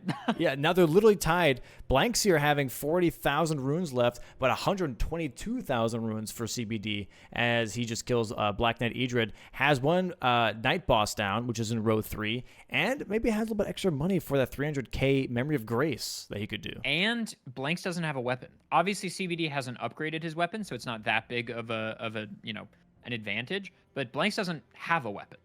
So Blanks is fully just rocking the club right now, unless he picked something up while we were watching CBD. But I doubt it. Yeah, very interesting here. I think the Larval Tears has good value on its board position, but CBD maybe has a little bit more progression at the moment, but just by a little bit. Yeah, this is just overall really tricky board, I feel like, to navigate. I do feel like rushing Drain the Water is not a bad idea. It does show map progression, but it would progress that row 1 here for Blanks. And I think he's thinking the same exact thing right now, going for Oh Mother. I think so. Dryleaf Dane may be on the menu here for CBD in just a moment. Could block that row 1, but also really progress that diagonal. Yeah, I think the right call here, if I'm Blanks, I think Blanks thinks he can't get Dane. He's okay. That could mean something. Can't be getting something. Tilted in the first 10 minutes. We can't be getting. We gotta lock in. We gotta lock in. That could mean something for sure. That could definitely mean something. Basically, I think the thinking here, is Blanks is like, okay, I don't have a weapon, right? CBD has a weapon. CBD killed the boss +0, is immediately going to go level up whatever weapon it is that he's using and do Dryleaf Dane immediately. So I think Blanks thinks I can't win the race. Oh, did CBD not get the Grace at Morth Ruins? Pausing. Loading. He ran all the way there and he didn't pick it up, or maybe he's just getting money. Am I stupid? I think he's just getting money. I think he does. He does have it. It'd be silly for him not to grab it. I agree. It would be very weird. He does have it. He does have it. Okay. I can't really see. The screen is very small for me. Yeah, you're good. No worries. I mean, wait, don't you have... Hold on. Let me just check something real quick. Oh, I guess I can pop this out. You have the website access, Adolf. You can just get the... I don't know how to do that. How do I do that? Okay, hold on. Just log in like you always do. Okay, I will do that. And then you're going to see a tab that says View Streams. And you can watch from there. It would probably be easier for you.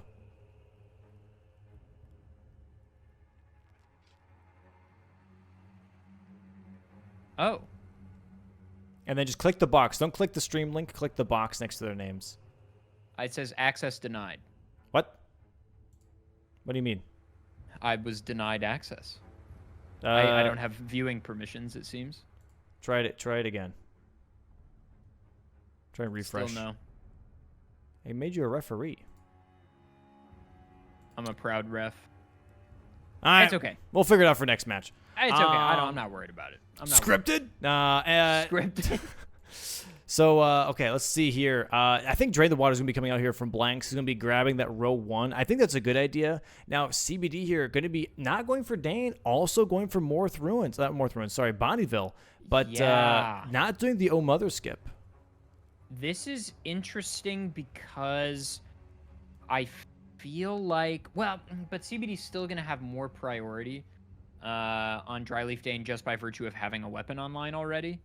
But again, maybe the play here from Blanks is I'm not going to upgrade a weapon yet. I'm going to worry about sorceries first.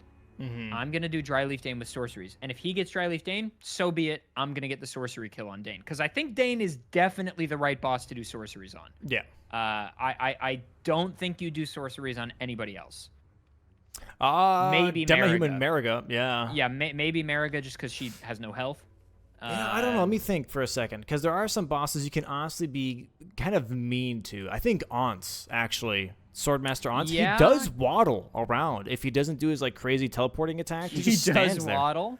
You know, he's a waddler. You could easily throw a bunch of spells at him, and he does like micro stagger very easily. So that could also be an option. We don't have jails. We do have jails actually, so that would actually be an option. And we know how much Blanks loves that fight. Yeah. I mean, he did get his revenge with hand-to-hand. He did. That was cool. But yeah, Drain the Water definitely looks like that's going to be on Blanks' radar right now. Okay, CBD now going for Dane maybe. I think he is, yeah. I think is the right decision. I would agree. I would definitely agree. given how long it's been since Blanks marked something, I think you can assume he's probably doing Church District right now. That feels most likely because Church District also sets up a bunch of stuff. Backside access is really good for this particular board. We've got Drain the Water in the Church District, 300k Rune Memory of Graces, sort of has some implied value. We've got sort of Light and Darkness. We're going to need to get through there somehow. We've got Commander Gaius' Pants, Painting Rewards. So there is some value in back section. Not as much as I had. Tree Sentinel Duo, I guess. But nothing crazy. Yeah, no, I'm not sure. I'm very intrigued by this whole board because I still feel like we got nameless mausoleums again. Rakshasa. Dude, you have Acquire the Sword of Light and Darkness, the Frenzy NPC, Mausoleums. You could do Rakshasa. It's still an option. Dane here on CBD screen, though. Going to go for that Dane kill without sorceries. I think this is probably the right decision if you're CBD. Yeah.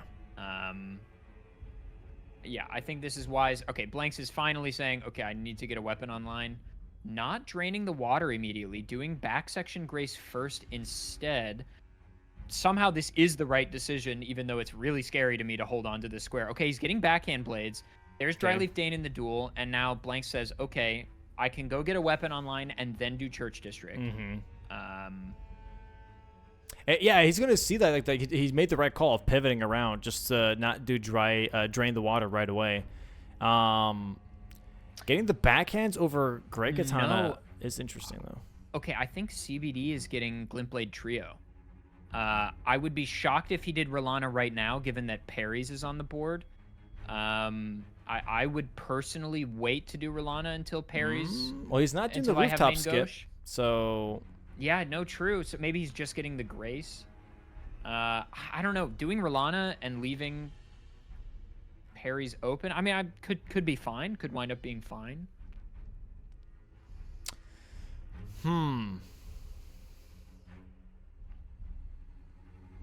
Yeah, I mean, he turned his camera. He's going for Rolana right now. Backhand blades being upgraded here from Blanks. Going to be putting the Lightning on there again as per last match. And Frost Great Katana here from CBD now going to go into that Rolana fight. This is interesting that he's not going for the parries and just going straight for Rolana right away. Getting that row 3. I think this might be a thing again for like last game for CBD where he just goes for squares that he he can do quickly and that he knows blocks a bunch of bingos. Yeah, and this gets him Memory of Grace as well, right? So, like, you know, it's not like he's not getting 2 squares. And maybe the idea is, okay, by doing this and Memory of Grace, I kind of steal the value away of going for Rolana with parries, which I think is smart, because now if Blanks has to go for parries, he has to come to a boss he wouldn't have to do otherwise. Plus, this also sets up bosses with Knight in the name, which... Ooh, gonna get hit There's that input read. Yeah, no, it's true, and he already has Idrit. This would be his second Knight boss. So he could go for actually. Garu's pretty fast. Garu or Jail Knight because Mausoleums. Yeah, Mausoleums should get a stagger here on the Charge R2. I think no, not quite. Oh, he's not risking it. Not gonna go for the risk. I think a jump R2. Yeah, I think a jump R2 would have staggered there. I agree. Double R1 and now maybe. Her stagger meter. Okay. Get maybe 2 more R1s while she's knocked down. Go for the riposte. It always makes me a bit panicky when people kind of greed some hits in before the riposte, depending on the boss. Nice dodges. Nice dodges. That move can be scary. And she does it again.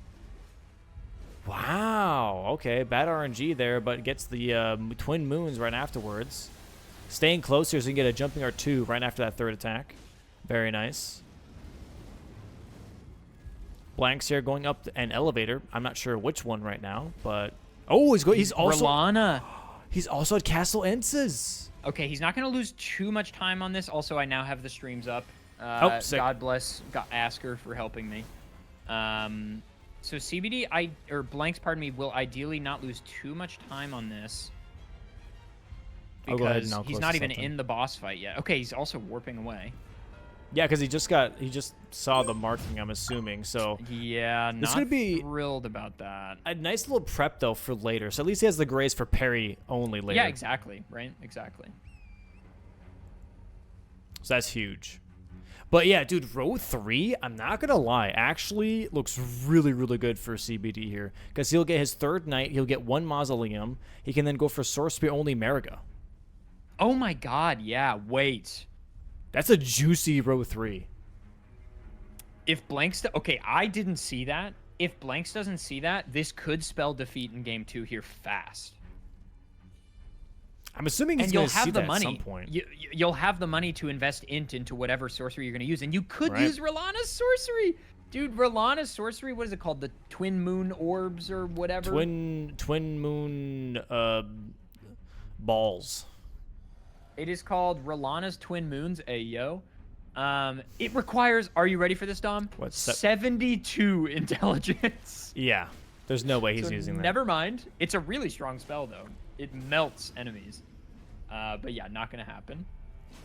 I'm expecting the Glintblade trio pickup though at some point. Yeah, I feel like Glintblade Trio is the obvious choice. So he gets Night Boss's Mausoleum, he goes south. Dancer is right there too. For the second Yeah. Mausoleum, Demi-Human Yeah. Sorcery. That row 3 is mean. There is the Drain the Water now for Blanks. Gonna mark that here in just a second. Really interesting. Okay. Yeah, this is a tough... I know it's nuts to be like, you know, there's only 5 squares on the board, and yet we're already like, this is a tough position, but it kind of is. Like, Yeah. I think CBD sees something that Blanks doesn't see here. It's gotta Okay, be but careful though. CBD needs to not get poised out of his mind right now. Yeah, that two-handing Jail Knight is gonna deal a lot of damage. Oh, the vacuum slice. Boom! Okay. Yeah, so worth noting, when Black Jail Knight two-hands the Greatsword, his poise is, for all intents and purposes, infinite. Like, Yeah, it's ridiculous. more or less, at least for the damage we can do. Anytime he's one-handing or two-handing the crossbow here, though, it's totally fine. You can stagger with almost any attack. Obviously, it's more about, like, when Black Jail Knight is going for an attack, that's when he poises through on the two-hand. Nice. Still, nice fight. Clutched it out, and that's going to be 3 bosses with Knight in the name. Really tough position here for Blanks. And Blanks saw that coming, right? This is not surprising. He knew that Rolana and probably Edred were down. And so now I think CBD is buying a sorcery from... Emir. Manus. Oh, sorry. Yes. Sorry. There's a lot... Look, FromSoft loves the word Manus, dude. It comes up all the time. I know. Yeah. I mean, it is Manus Batir, but it's not Manus he's buying from. But yeah, Yes. Gaius here maybe on the board for Blanks? Is that what he's thinking? Is maybe going Gaius for Blade Sorcery? Yeah, could do Gaius's sorcery. It's not a bad one. It's pretty good. It's very good, actually. It's a really, really good sorcery. And also, you know, there is presence here. There is map presence here. But if CBD... Also, I'm shocked CBD isn't Memory of Gracing yet. I think he wants to spend 100k on intelligence and then mem out. And the nice thing here, by the way, investing in intelligence is going to be good for CBD because he has cold on the Great Katana. So True. that's going to be really nice anyways, putting levels in intelligence. Wow, yeah, it's actually fine investment. Because the Great Katana, he's warping? He is warping. Dude, you know what would be even better? I just thought of this. But you know what would be even better? Is if he gets the Death Sorcery right before going down to Demi-Human America at Karo's Hidden Grave, the birds. Oh yeah, the spectral the spectral rings. It has frost buildup. It's also a decent sorcery. Like, it's not terrible. That would It's be probably huge. about as good as Glintblade Trio, if we're being honest. That would be a really nice pickup. I'm not sure where he's going right now. Maybe he's heading towards Tialier to go south that way, and he just wants to pick up the Skidoo on the way, or he's getting Perfumer Bottle also, just to set up. Oh yeah, he is. Yeah, I think He's double dipping. I think this is okay, but if you're CBD, I think you have to rush row 3 here. Like, I think you just have too much value. No, I agree. I don't know. If you get that perfume bottle, how do you not get the Skidoo fragment? I think he's just immediately assuming that he's being already contested on row 3 when that's currently not the case. Yeah, not. Although Okay, Blanks is hovering center square now. For those, obviously, the viewers at home can't see that. But Blanks is hovering center square, so he's definitely going to Glintblade Trio right now. Yeah. And Glintblade Trio, let's see what the int requirement. It's low. Is it 18? 28. 28.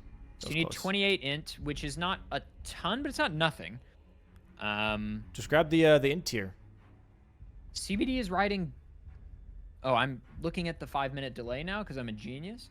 Okay, CBD is going through ADM. Yep. I think he's prepping that row 3. I think.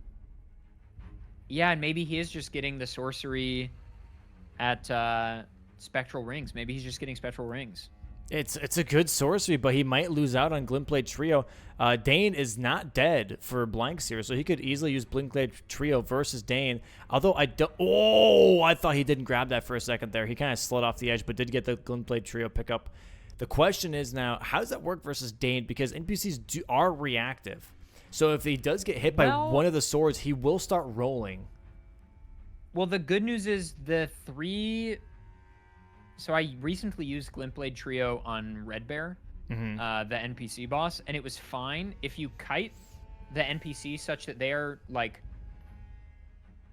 running at you, and the Glintblade Trio is now behind him, they all go at the same time. And they get staggered just enough to get hit by all 3. Okay. So it's kind of fine.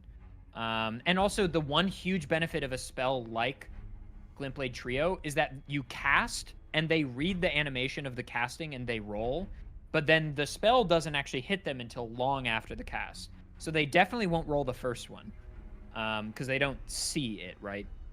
I'm looking at Rings of Spectral Light right now. Intelligence requirement 24, but Faith requirement 18. Oh, So interesting. Okay. It actually has a double dip requirement. Yeah, it is a Death Sorcery. Death Sorceries have the double dip here. Dane now here for Blanks, though. Blanks did pick up Magic Scorpion Charm and Graven School Mass Talismans to have even more damage. So this is going to be really interesting to see now here. Glint Trio for Blanks. Going to see how this works versus Dane. Dane dodging through all of them. Okay, I don't think Blanks has used magic very much, because this is not how you use sorceries versus NPCs. You can't wait it if out. If you keep casting, they will keep rolling. Yep. Which is fair. You know, this is really actually kind of funny, because you and I, having tried like no-hit rando, deathless rando, have both used a lot of spell casting on weird bosses. Yeah. But I think that's not a thing a player like Blanks will ever have done. Because why would Blanks ever use spellcasting? So maybe this is just a knowledge gap of Blanks being like, I don't know how to fight NPCs with a sorcery. So he's actually going to edge red. Which makes sense. I mean, it's not the worst. He doesn't have a shield. He might get like micro staggered by every single blade. So as long as he spams, he might be fine. Ancient Dragon Man dead for CBD, by the way. Also, I'm not sure if Blanks knows that if you hold the cast, you have stronger blades. He doesn't have much FP. He has 6 flasks, I think. Oh my god, he's getting caught. Oh my god. Wow. Okay. This is exactly what I wanted to see, though. It might sound mean, but the thing is, like, this is like, I remember season 1 and Talking Squares. And Chris said this one thing that stuck to me to this day that pissed me off, but made sense. He was like, anyone can pick something up. I want knowledge checks. And I didn't really know exactly what he meant by that. And this is exactly what I mean. You're still executing, but it's still a knowledge check of being like, okay, what is this good against? How do I use it? So this is like the perfect square of like, how well-versed are you in Elden Ring and in Bingo to know how sorceries work, how to cast correctly, which bosses it's good against, and how to do it efficiently. Well, also, there's another thing worth noting is this is Blanks' first season, and Sorcery Only has been a square in the past. So players like me or CBD, we've seen Sorcery Only. We've fought, Godric with Sorceries Only many times and kited him for an hour while you just use, Rock Sling. But this is maybe a moment where Blanks has never practiced something like this, which, fair enough. in the speedrunning world, why would you? Sorceries are never fast enough to set up in a speedrun sense. And now this is giving CBD so much time to catch up. CBD doesn't have access to Edred or he's not. Is he just giving up on it? I think he's just like, it's not worth my time. It's not worth it. And maybe going for mausoleums and He's going for Gaius. going for Bladestone. Honestly, like I said, it's a really good sorcery. It's genuinely really, really good. It's not a bad idea at all. However, CBD is currently already on his way to Karo's Hidden Grave. Might be grabbing that spectral sorcery that I was talking about. The spectral discs or spectral rings. You can see that it's rings of spectral light. I thought he was going up around the right side, which is where it is. It's up there on the right on that hill that's at the top of CBD screen right now. That's where the spell is. I do think that's the right call. He also doesn't know this, but he has huge priority on Nameless Mausoleums. If he can do Mariga with Rings of Spectral Light, he's so chilling, it's actually nuts. Yeah. And it would seem that he knows that this bingo line is his way, because he is really pressuring it. It's interesting because this is also the fun part is, right, these players have been practicing for a month and a half now, right? They've practiced everything. They have a route for everything. They have a strat for everything. So having these new squares is really showcasing their improv and being like, okay, like, how do I kind of work this into a routine at all? If not, just ignore it and be like, okay, this is something that I'm not comfortable with. Let me just give that up and go for other stuff that I'm more comfortable with. I don't know. I think I'm really excited to see how they deal with these types of situations. Okay, CBD is going straight for Mariga, which is a little concerning to me, because if he doesn't leave Mariga open, who are you sorcery onlying? Yeah. He's already killed Dane. He's already killed Edred. Who are you fighting? I'm not sure. Because though sorcery only is cool, with the minimal setup these players are going to be doing going into it, you need an easy boss. There's just no two ways about it. Maybe he's planning on doing owns, like you said. Maybe the plan is to do some jails. Or maybe the Curseblade Labyrinth. That feels a little harder because he's so flighty. Very mobile, yeah. Yeah, I'm not sure. Time to go mobile. I don't know. This is it's definitely a weird position, because why you not do sorceries? But also maybe he's thinking that maybe he thinks it's a race. Rushed. Yeah, maybe he thinks it's a race because Blanks hasn't marked anything in a while. Right. It's been quite a few minutes since Blanks has marked. About 11 minutes. And yeah, maybe CBD just wants the kill here. And there it is. Quick and easy Mariga there. Blanks is going to see that and think, okay, I got to do this center square, I guess. Grabbing First, Commander he's got to Gaius' do pants. this. Oh, he's got a script here. Nice. There we Okay, go. wait. That was the cleanest backhand blade kill we've seen Yeah. on this square. There it is. Marks that square. 5-3 right now for CBD. So CBD, I think, just said, let's go out of excitement. So Yeah. I think he's planned row 3 as much as possible. And It's still a little, I don't know. I feel like you got to do this center square. he's going for mausoleums now, though. He's going for Dancer. Maybe he gets a grace, or maybe there's a sorcery over here we're not thinking of. I don't think so. Maybe grace with 300k. Understandable. CBD did hold on to that for a long time. Yeah, he's getting this grace. Okay, this is smart. This is a grace that I saw CBD get last game. Or maybe it was Blanks get that I don't really see people go for. But still going immediately, I think you go do center square right now.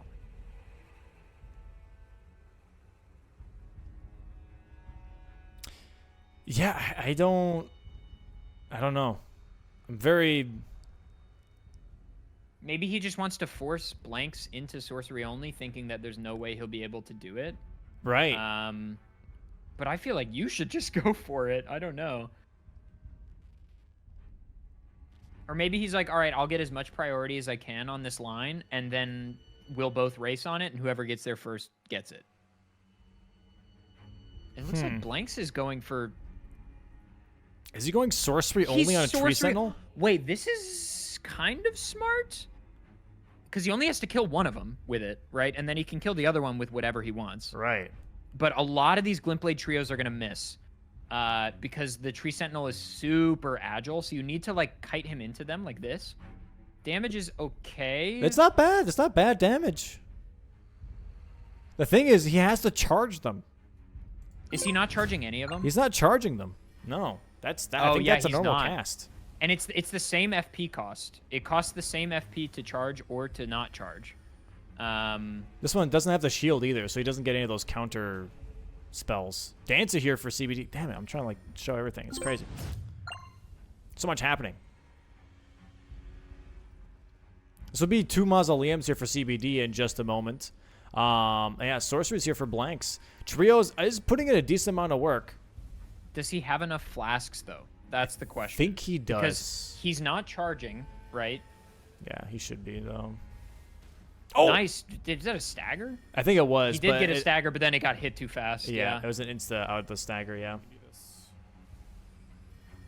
That's okay. Even if the odds are stacked against us, with this square that we're being forced into, it is. Yeah. Okay. Damage is pretty good here. This is looking like maybe CBD or Blanks, pardon me, will get it. I don't know why I can't say the correct person. Dude, today. you and me, man. You and me. I don't know what is going on.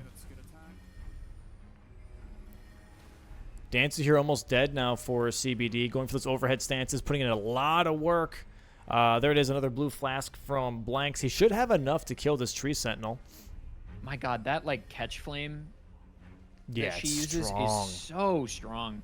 So strong. No! Oh! I'm not gonna lie, it looked like the Tree Sentinel fell in the hole for a second there. Oh my God. Okay. Wow, that was greedy, but he gets it. Mausoleums here. 2 mausoleums now for CBD. Even more pressure. Blank's making sure that it wasn't sorceries. And That one CBD looked charged, pivoting maybe? No, again. The charge does have a different animation. It like you hold it aloft, and the blue light at the top of your staff gets bigger. Okay. Oh, Blanks almost has it. There it is. Sorcery's only for Blanks. Sorcery only Huge for Blanks. pickup. CBD doesn't look phased by that at all. Like he was like, "Yep, that was the plan." And here's the thing: the diagonal is fun because now Tree Sentinel Duo, Frenzy NPC, Egon's Furled Finger. You go for Tree Sentinel, finish Tree Sentinel Duo, and go for Egon. Push CBD into Frenzy now after he got pushed into Sorcery. Yeah, I don't know. If I'm CBD here, also is Blanks dead? No. Oh, whoa!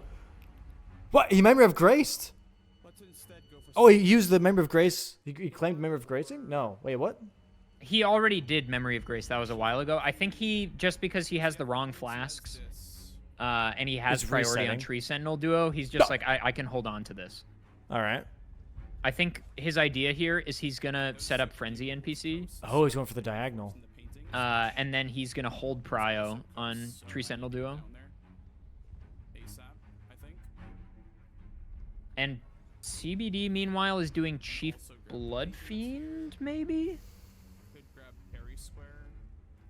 I don't know if I have time, though. You know, and also down here for Blanks is Painting Rewards and Main Gauche, and, you know, Painting Rewards goes towards Transformation. Sword of Light and Darkness. And Sword of Light and Darkness. Yeah, I don't know. I feel like if I were CBD, I would have gone for Sorcery only sooner, but, you know, fair enough not to go for it. Yeah. They're in the semifinals. I am not. So you know, you got to respect the knowledge.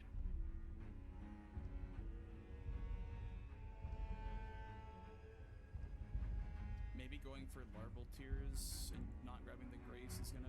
CBD did talk to Tialier, maybe prepping the early days of Florisax to sleep here, which would be pretty quick. He already has the grace for it. So weird that when you throw a bone dart at an invisible wall, it stays levitating after the invisible wall goes away. That's so goofy.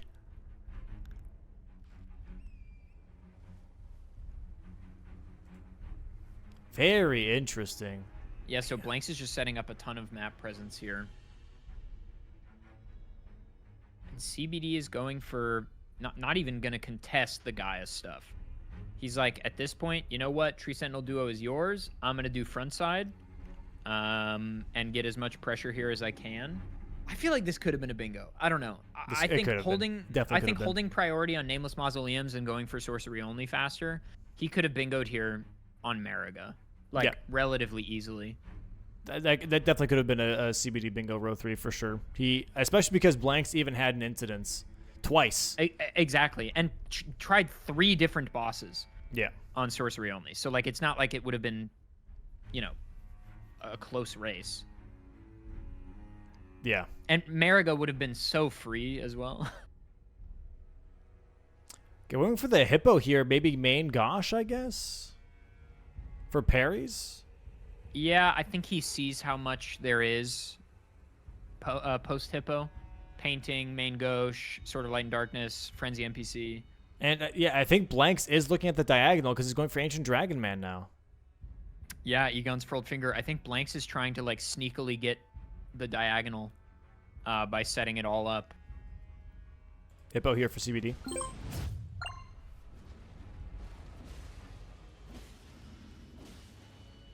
This should stagger. Nice. Good. Overhead into the vacuum.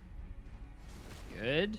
Very now nice. He's going to the free stagger on Hippo into phase transition is charge R2, poke R1, charge R2. He'll overhead again, or maybe R1, R1. Get the vacuum riposte. Ay, ay, ay. That is such a free Hippo. Wow. Really nice fight. Super scripted. Very nice. Very nice pickup. My cats are fighting. Give me a moment, please. You're good.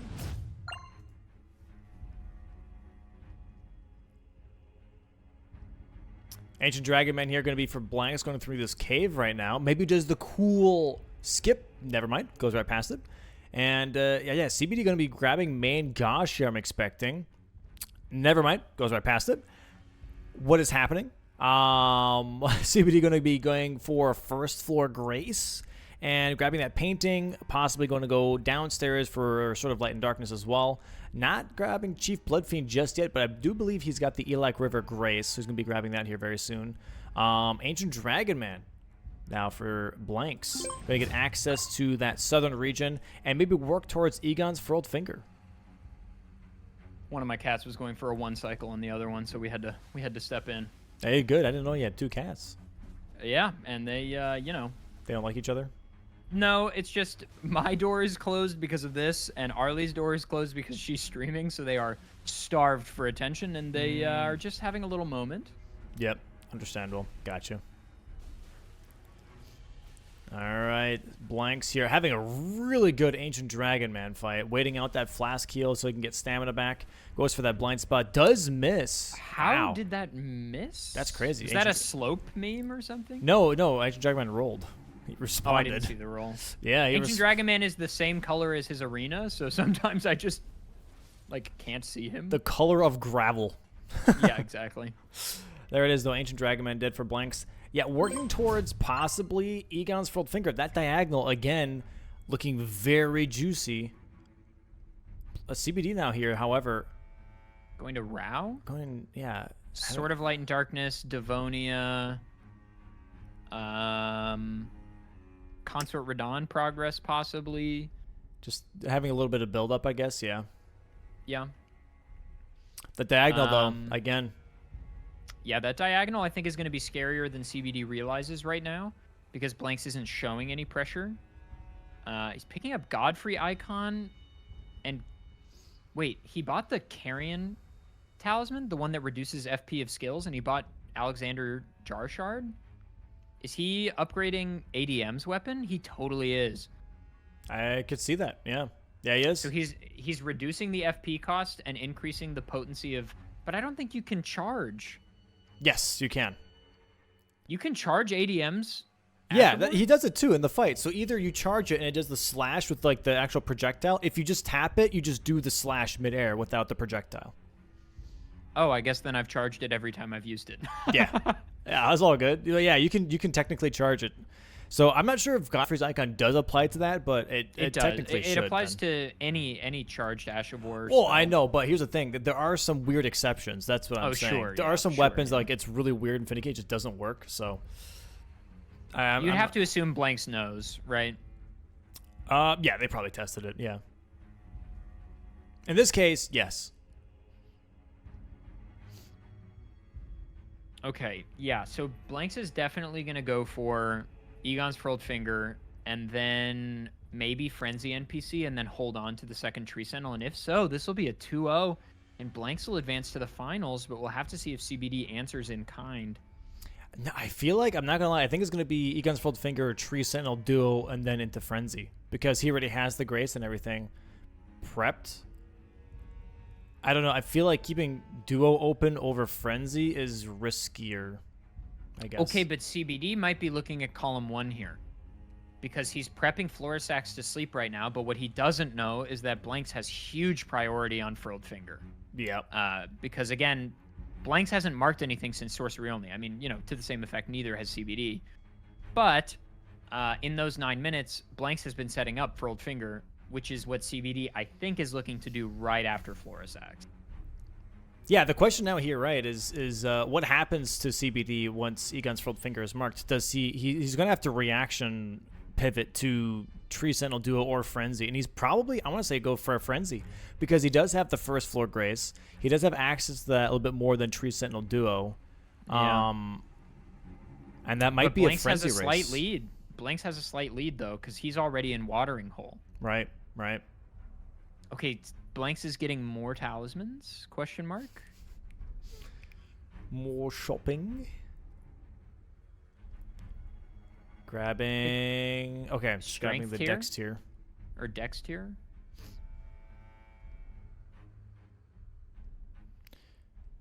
Okay, and Okay.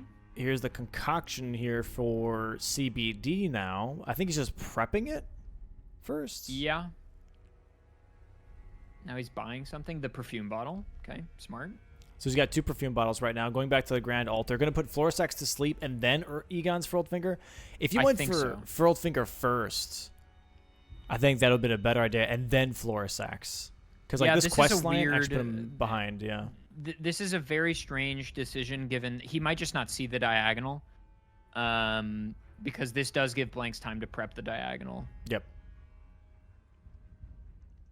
But yeah, I mean, obviously we see both players' perspectives, right? It's really hard in the moment. Oh, no, for sure. 100%. There's that tap, by the way. There is that charge.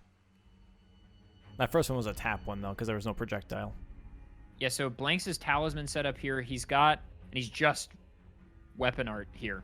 That's all he's doing, which, fair enough. His talisman setup promotes that, right? He's got the Carrion talisman, which decreases the amount of FP it takes to use a skill. And then he's got Godfrey icon, which increases the strength of a charged skill. He's got the Shard of Alexander, which increases the strength of skills. So pretty much everything in Blanks' setup is promoting this Ash of War. So it makes sense that he would use it. Also, staying at a distance here, it seems like the dragon isn't even aggroing on him. Yeah, he's keeping... It's a stagger from it. Okay, he can't, unfortunately, punish the stagger much. The dragon will do a little bit of it for him. He's just going to have to go for the wing here instead of the head hits. Still good damage. Yeah, absolutely. Spamming away. I wonder if he still has those blue flasks from when he did sorceries. Yeah, I don't know if he changed his flasks around. Okay, the dragon is finally attacking him. Oh, he's got to be careful, though. That's a crazy punish. And yeah, Egon's Furled Finger now for CBD, going on all the way up that jagged peak mountainside, but is a little behind already, for sure. This is going to be a snipe.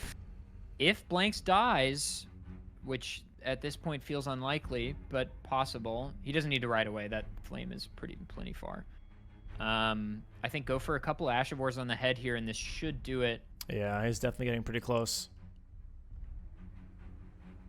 Oh, the dragon's turning around, actually. That's crazy. What kind of, MMO tank aggro pull was that from the other dragon? Dude, this fight is so jank. What the heck? It was like, hey, did you say something? Just turns around. They're both flying. Oh my god! They're in sync. Godzilla laser from both of the dragons. Now he doesn't know which one's which, maybe. All right, here we go. He guessed Yeah. right. Let's go. Well, And the that is Jagged gonna Peak do Drake it. has the lightning like aura, but there it is. Yeah, Egon's furled finger. Oh, does the other one not? No. Yeah, it's just like a normal dragon, just hanging out. This is gonna be a big, strong snipe, though. Yeah, this is pretty huge. There it is. There's that marking. So CBD is like, okay, I gotta pivot. And which one is he gonna do? Frenzy or Tree Sentinel? Interesting. Blanks is not immediately going for either. He's going for painting reward. He's like, I already traveled this far. Let me get that painting reward. This is kind of surprising to me.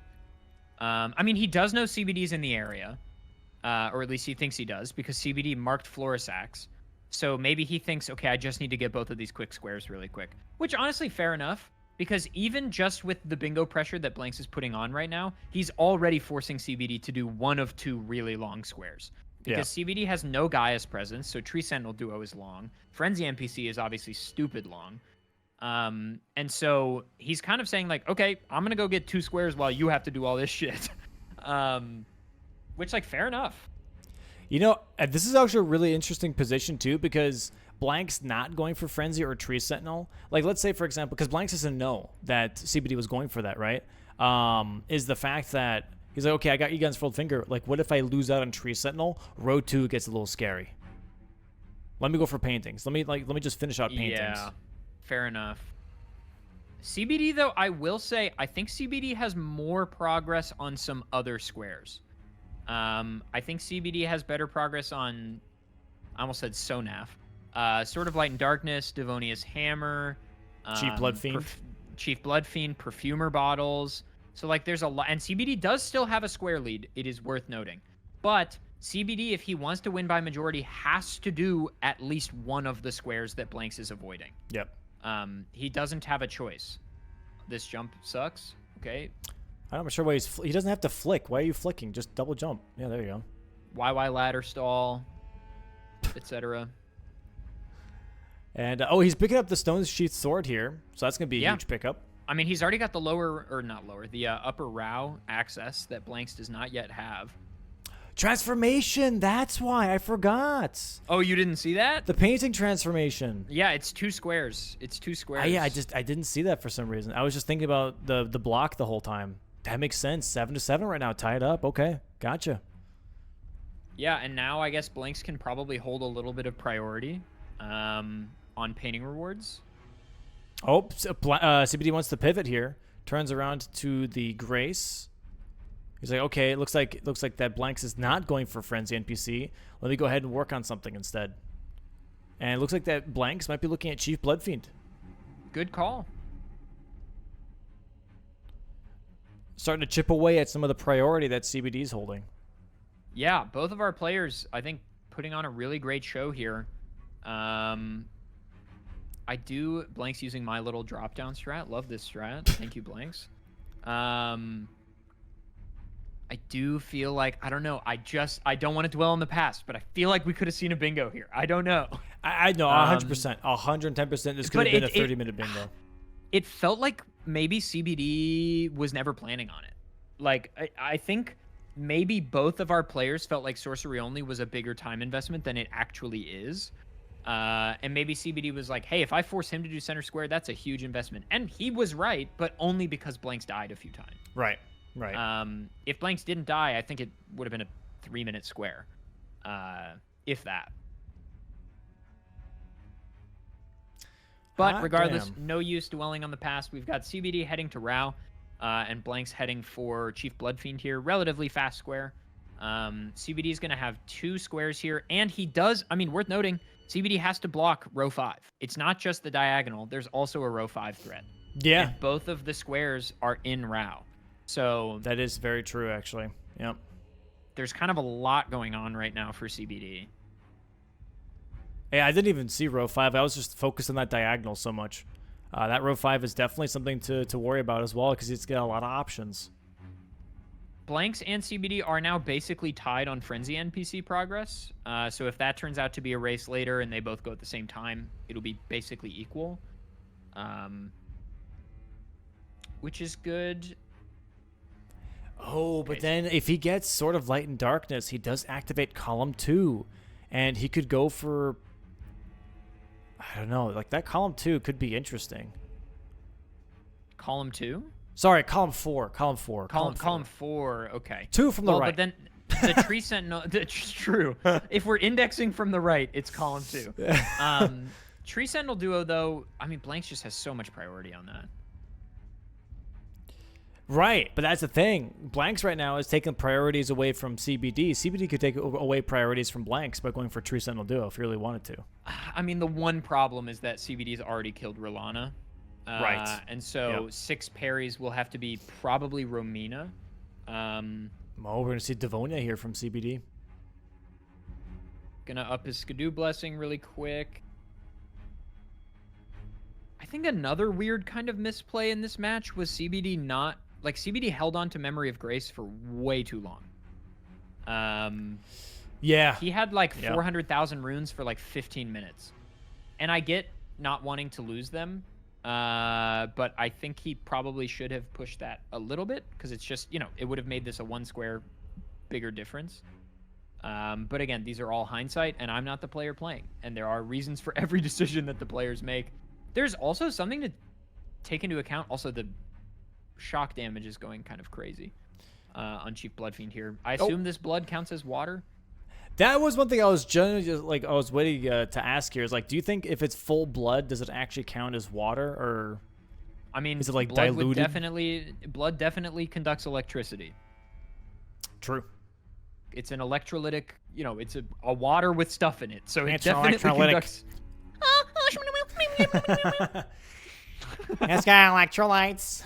It does. Yeah, there's that Chief salted. Bloodfiend pickup though. 8-7 right now for Blanks, getting that square lead and also pressure Tree points. Sentinel Duo. We're seeing Tree Sentinel Duo here. Yeah, he gets that column 2 block. He already got that row 2 block. Now he gets column 2 block on top of that. Do you think he goes for Frenzy NPC here? I mean, you might as well try, right? You win instantly. No. If you get it. No, I don't think he would. I don't know. I don't think Blanks plays like that though. In my opinion, there's no reason not to. Because you're either racing on it, and if you're racing on it and you lose, so be it. Both you and your opponent just spent like 3 minutes on this square that has no other value. Mm-hmm. And if you're not racing on it, you win. So like I don't see any value in not just going for it. 8-8 right now, tied. CBD grabbing sort of Light and Darkness. Blanks going for the last Tree Sentinel. This would block out the last bingo line for CBD. And then Blanks still activating that diagonal. This is interesting because CBD right now is going for perfume bottles, right? So he is kind of keeping a watchful eye. There's that Tree Sentinel Duo pickup. I expect CBD to grab this Grace here for Lamentor Jail and then warp out and then go straight for Frenzy NPC. Yeah. If I'm Blanks here, I immediately go for Frenzy NPC. And he's not. Yeah. In my opinion, like I said, you're either racing, which you could win, or you're not racing, in which case you win. CBD's not going for it either. Somebody's got to do it. Am I crazy? Am I crazy? I don't know. That's a good question. That's a good question. Yeah, I was not expecting either of them to just be like, Blanks is going for the other painting reward right now. Yeah, grabbing shields here, which I think is a good idea from Blanks. Like I said, he's not going to care about that diagonal. He's going to go for the majority. He's going to go... He already has a 1 square lead. Why not just keep opening up that gap a little bit more? Go for jails after paintings. Go for parries on Rolana, Devonia's hammer. I guess so. I guess my opinion... I don't know. I just feel like you win if you go for it. I don't know, but I'll stop dwelling on it. I mean, that's the thing, though, right? That was always the thing is, like, do you call out these types of plays? Do you call out the diagonals? Do you call out the bingo lines? Do you force them, right? And a lot of players have been kind of, I would say, been on and off on this wagon of, oh, when you have a bingo line, you push your line. And some players being like, if you have a bingo line, use that as a pressure point. Go do other things. And it's a bit of a hard thing of knowing what to expect, right? And it's a gamble. Yeah. CBD is closing out perfume bottles. If I'm blanks and I see CBD marked perfume bottles, I think then I go for Frenzy NPC. He did so. I think the only thing giving blanks pause right now, maybe this is why. You know what? I'm gonna take back my earlier statement. Why is blanks not going for it? CBD marks sort of light and darkness, which does imply a little bit of progress towards Frenzy NPC. Maybe that's the only reason that blanks isn't immediately going for it, because yeah, I don't know. I guess, yeah, if you're blanks at this point, just continue with the game plan, right? Yeah. Go for majority. There's no use. CBD literally has to do Frenzy NPC to win.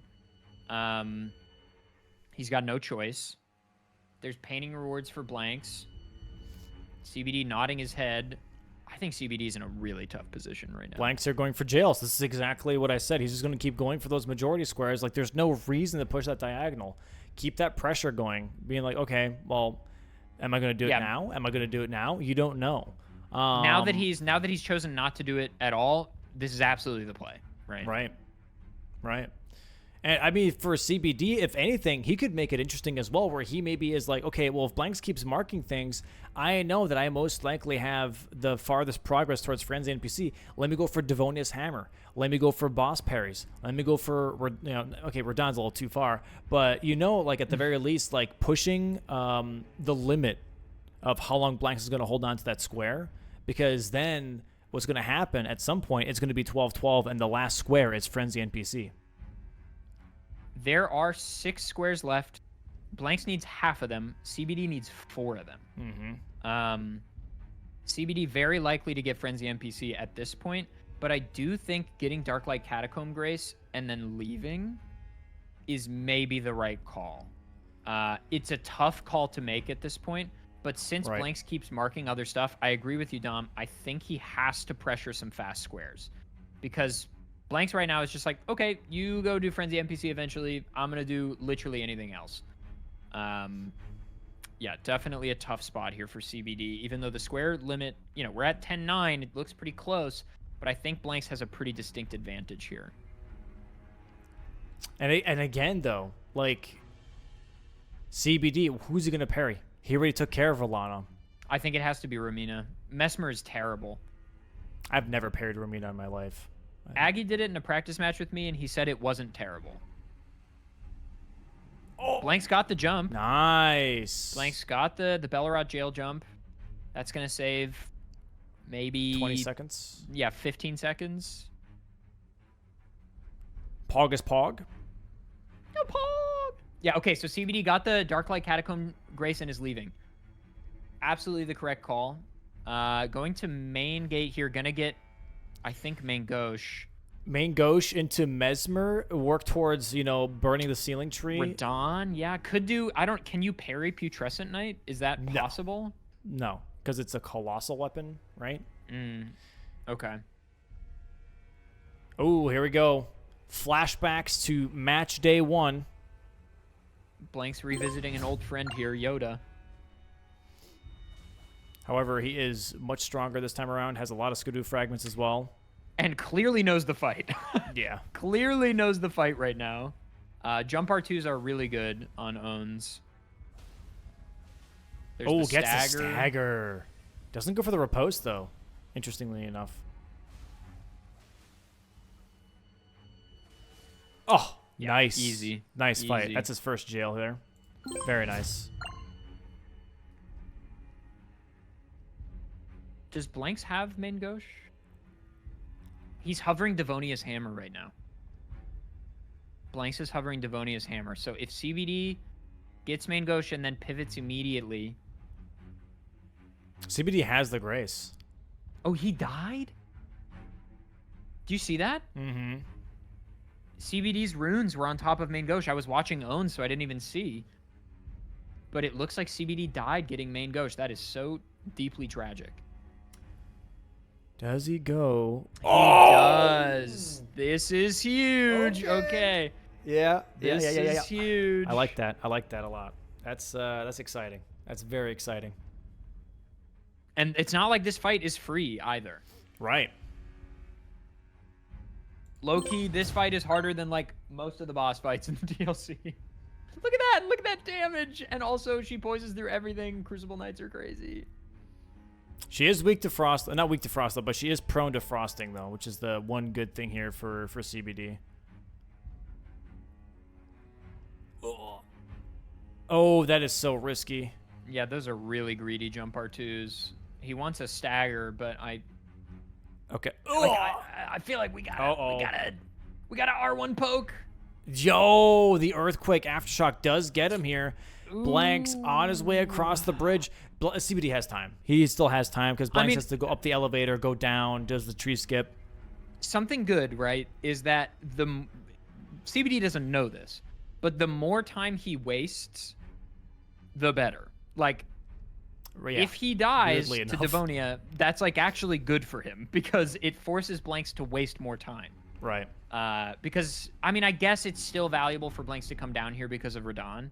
So like, it's not like he's getting no progress. Oh my God, CBD, please. This is the no armor tech coming in. You know, season 2, season 3 being like, hey, why does CBD not level health? And now season 4 we advanced, and now it's like, CBD, why don't you buy armor? Yep. Dead again. That's and that's Blanks a rough is one. now only about 20 seconds behind, 30 seconds behind. He's gonna sit at the Grace. He's gonna upgrade his Skidoo and level up. But this is a tough look for CBD. He's got to lock in. He's got to lock in. He needs this kill right now. Because if I'm being honest with you, I think Blanks' kill is going to be faster. Could be backhand Okay, blades. Blanks failed the tree skip. Oh my God. More time. Okay, CBD just going for R1s now. This is the play. We know it. Okay, he's getting bamboozled. He's getting Fram going gold. Put on the armor, please. He is so greedy. Oh my God, with these jumping R2s, they're terrifying. Attack after the attack. Okay. Yeah, I think he thinks he can get more punishes in because Devonia's attacks are slow. Right. But you don't have as much time as you think you do. Blank's pivoted. He's working towards frenzy now. I think. He's in Specimen Storehouse. He just left 400,000 runes down there, by the way. Yeah, that's a yikers. At this point, I feel like in the match, it doesn't really matter. He didn't get the... Oh my... Is he... Wait. Okay, I thought for a second he didn't get the Viaduct Minor Tower Grace and he had to walk all the way back past Salza again. Oh, but I think, no. I think he's getting main gauche right now. Yep. I almost had a heart attack for Blanks. Dude, that was a delayed attack. Dude, okay, in Holy. fairness to CBD, this enemy has unbelievable delay. Also, you have to keep running because this particular flower attack tracks, Yeah. as you can see. Although, sadly, when we cast it, it doesn't. Yeah, super cool. Thanks, Miyazaki. Okay, just 2 more hits, man. And this is the triple. No, not the Ooh, triple. one Okay. more. There it is. Oh, Devonia's okay, hammer. okay. Now what? Darklight Catacombs. Back to Darklight Catacombs. And Blanks is like, oh, I dodged a bullet, but actually he could have sniped CBD. He could have definitely have sniped him here. And now comes the Frenzy NPC pickup for CBD, most likely, unless, and again, this is the crazy thing, unless if Blanks marks either jails or parries, CBD knows that he doesn't have to go for Frenzy NPC, and he can actually hold on to it.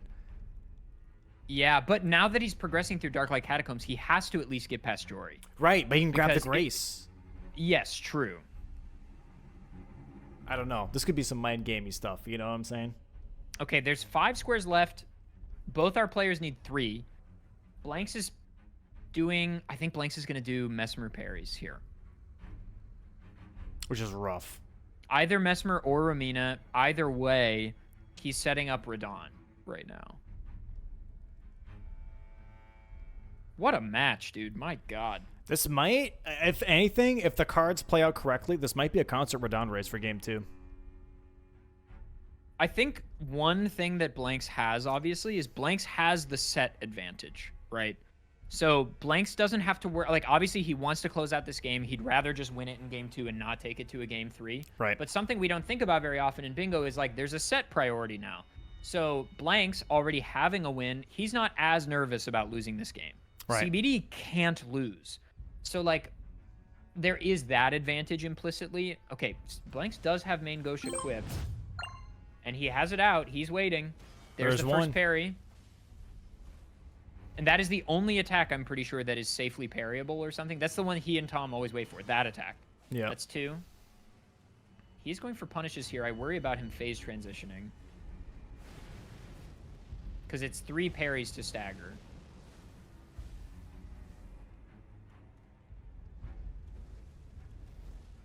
Pretty sure you can parry that, too. That's something crazy.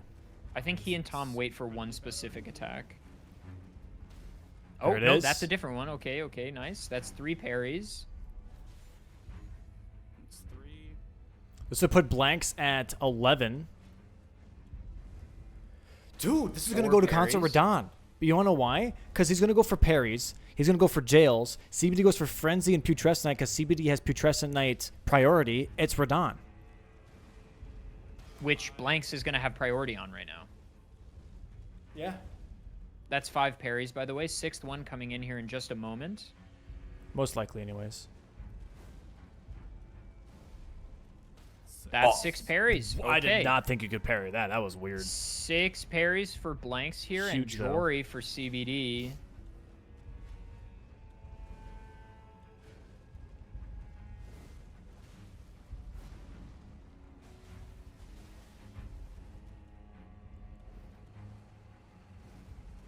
Blanks is just waiting for the phase transition here.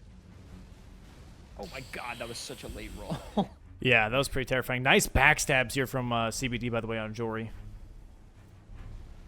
Almost has the fight done here. Just waiting for like one more backstab potentially. There it is. And the freeze proc, nice. Holy, phase 2. Gah! Oh, he has the lightning scorpion charm. Makes sense. Okay, that's why he's taking bonus damage though too. Well, it only increases the damage you take from lightning, I'm pretty sure. No, overall. It increases overall damage? Mm-hmm. Interesting. 12.5% increase in lightning damage, but you take 10% damage? I mean, he's got armor on, so Yeah. that basically cancels it out. Okay, so CBD, I think, is going to go straight for the Frenzy NPC because he doesn't know Blanks isn't going for it. Right, Blanks hasn't marked anything in a while. So here's the thing. Okay, so once he does get Frenzy NPC and Blanks gets parries, the question is, what does Blanks go for first, Putrescent Knight or Jails? And then for CBD, it's like, okay, does he go for Romina Mesmer first to prep Concert Radon into Putrescent Knight? Oh my god. Oh, this is so bad for me, dude. This is so Okay. bad for me. That is a time sink and a half, dude. That's like 3 minutes lost for Blanks. Oh. Okay, that just puts CBD back in this game in a major way. There it is, Frenzy NPC block. Going straight for Romina. He's prepping for Radon. And he has main Gosh. He could try and parry Romina. I But- think he should at this point. Wow. Okay, 3 parries back on the board for Blanks. Oh my god, dude. Sometimes This I is look over at the something. chat, recognize they're 5 minutes behind, and I'm like, ooh, I can't wait for them to see this. Yeah. Dude.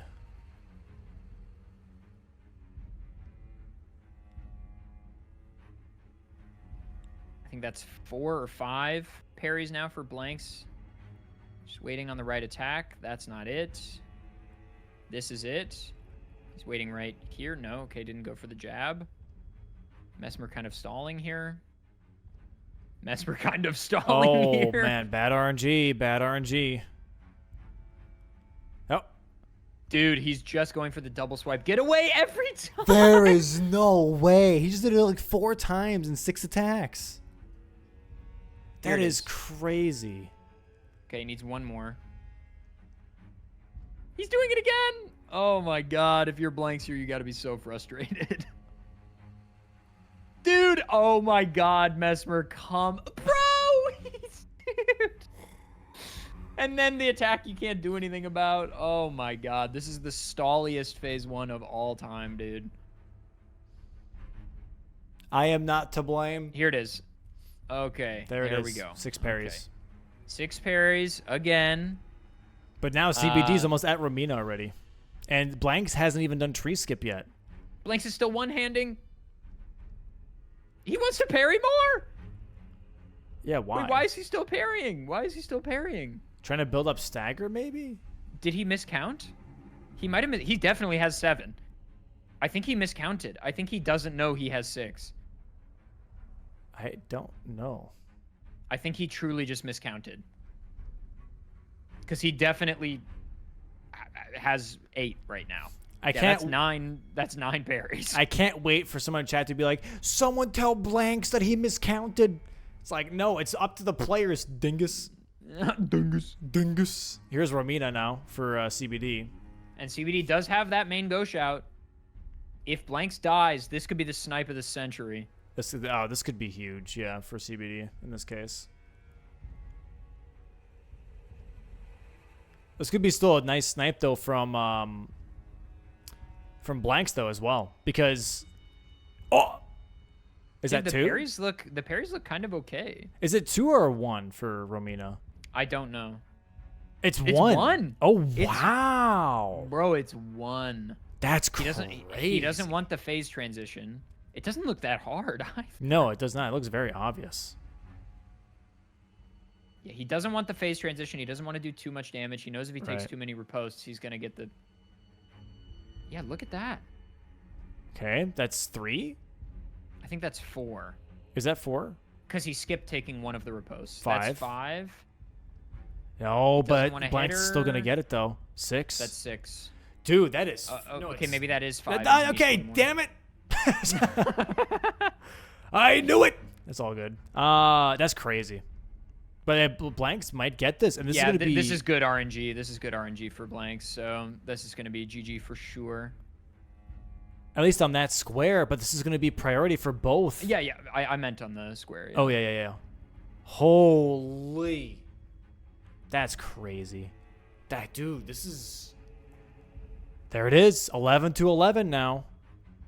CBD cheesing. What can you do? Now CBD is just thinking. He has to know now. He's like, okay, what am I going to go for? Am I going to go for jails? Bonnie jail here for Blanks. CBD. If CBD pulls out Putrescent, I'm going to poop myself. He's gonna. Well, here's the thing, though. Here's the thing for CBD, which is really tough, is after Romina, he has either a long-distance Radon or long-distance Putrescent. He has to do both. Yeah, but he also might, to his benefit, might be thinking that Blanks just did Mesmer. Right. Or, pardon me, Rolana. If he thinks Blanks just did Rolana, he might think he has a lot of distance on Radon here, which might incline him to do Putrescent Knight right now. And then... Oh, but you know why he might do Jails? Because he has the Lamenter Jail Grace. That'd be weird. I agree that it would be weird, but maybe he sees that as more, like, as faster than Putrescent Knight, in which case he would get sniped here, which would be really tough. I'm not gonna lie, this phase 2 is taking forever. Romina stalls in phase 2. She loves to stall. Yeah. Oh, Jesus. Okay, never mind. Just as soon as we said, just blasts her. There's that. Okay, there's that Romina pickup. He's going PK? PK? PK? He's thinking. Oh, He can't decide. He's going jails. No! He doesn't have the Bonnie Jail Grace. He is going jails. Oh, that might spell disaster. That might spell disaster. Yeah. That might spell disaster. This is not good. He's going jails. That's the wrong call. This might be match point for Blanks, and obviously it's a 50-50 toss-up. Like, CBD has no idea, but I do feel like with the Char's Hidden Grave Grace, you have a lot more priority. I think the time is somewhat comparable to Jails versus Putrescent Knight. I think it might be a similar amount of time. Hard to say for sure. Man, if Yeah, Blanks this is crazy.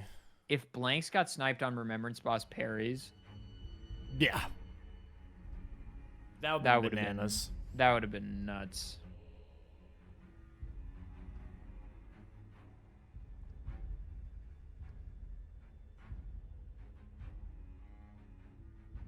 Okay, so both of our players are jailing. They're about to be in the same jail. But unfortunately for CBD, Blanks already has a jail done. He already did the Bellerot jail. This is tough. The boss fight in Bonnie Jail is pretty quick. It's just a Curseblade Labyrinth, or the Curseblade Assassin, pardon me. I don't know. This is tough for CBD now. Because if you're Blanks, do you do Radon after this? Yeah, I would think so. You already killed Mesmer. He doesn't have... Did he kill Ancient Dragon Man in this match? I don't think so. No, he did. He did. He killed ADM because he did Egon's Furled Oh, Finger. yes, you're right. Actually, good point. You talking about Blanks or CBD? No, Blanks. Yeah. Yeah, there it is. Curseblade Labyrinth. So much damage. Yeah, this is going to be a huge set. CBD would have to Memory of Grace with 501,000 runes, by the way, to get out of here. Yeah, and there's the fight. Yeah, that is so tough. And that's just a 50-50 for Yep. CBD, right?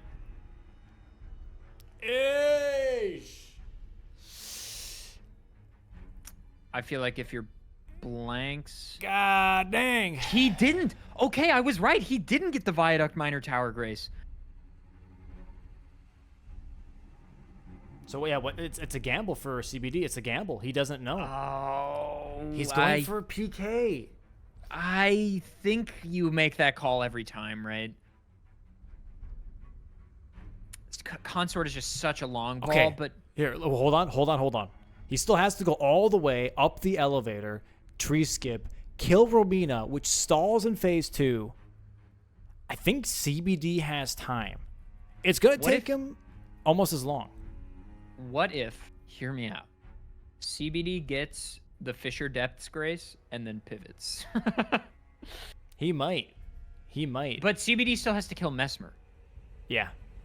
which is the real tough part. But, okay, so this is why Blanks didn't go back for Devonia's Hammer right after dying to Tree Skip. Because he couldn't. Or he could, but it would have taken a long time because he didn't get this Grace. So I was right. This was why he did it, which is kind of shocking.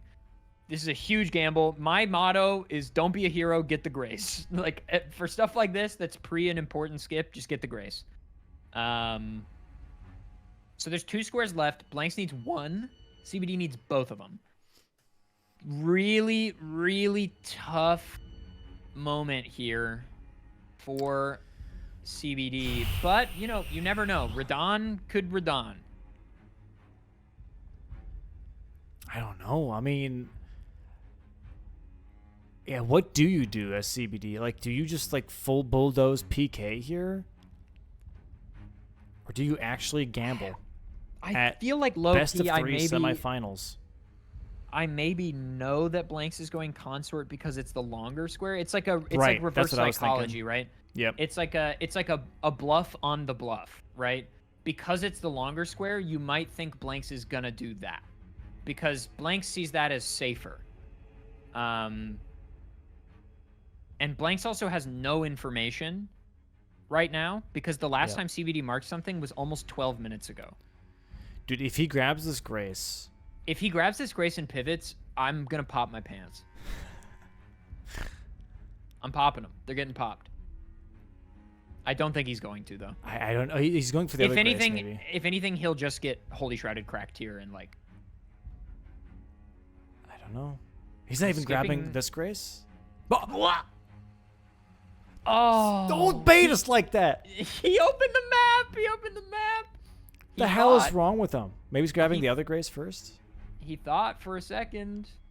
Maybe he wants the Skidoo. Yeah. That's what I'm thinking. I hate that jump. Dude. This is giving Blanks a lot of time. Because CBD still has to kill Mesmer, and he doesn't have the Dark Chamber entrance grace. Right. He might. I think he grabs Skidoo here and dips. If he does. That's what I would do. No. Well, he has to sit down to drop. Oh, he aggro. has to de-aggro. Okay, hang on. Grabs the Skidoo. No, he's turning the camera. Yep. No, he's going for Tough. it. All right, well. Damn. That's probably rip. Possibly. If he pivoted there, I think he can win. Yeah. Because he has so much priority now on PK, and Blanks would have to still do it. The question, though, is, does Blanks pivot? Because Blanks might be splitting map presence here. We know he likes to do that. So what if he kills Romina, burns the ceiling tree, and then leaves? And look, again, just like what I pointed out, he's not even at Romina. He isn't even close to Romina yet. Okay, he's kind of close to Romina. But, like, look, CBD is already almost at PK. I mean, CBD still has at least another 90 seconds of running. Right.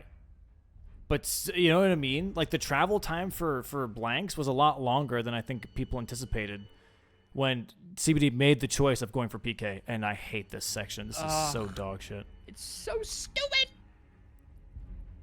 Without the Gravebirds or without the lasers, pick one.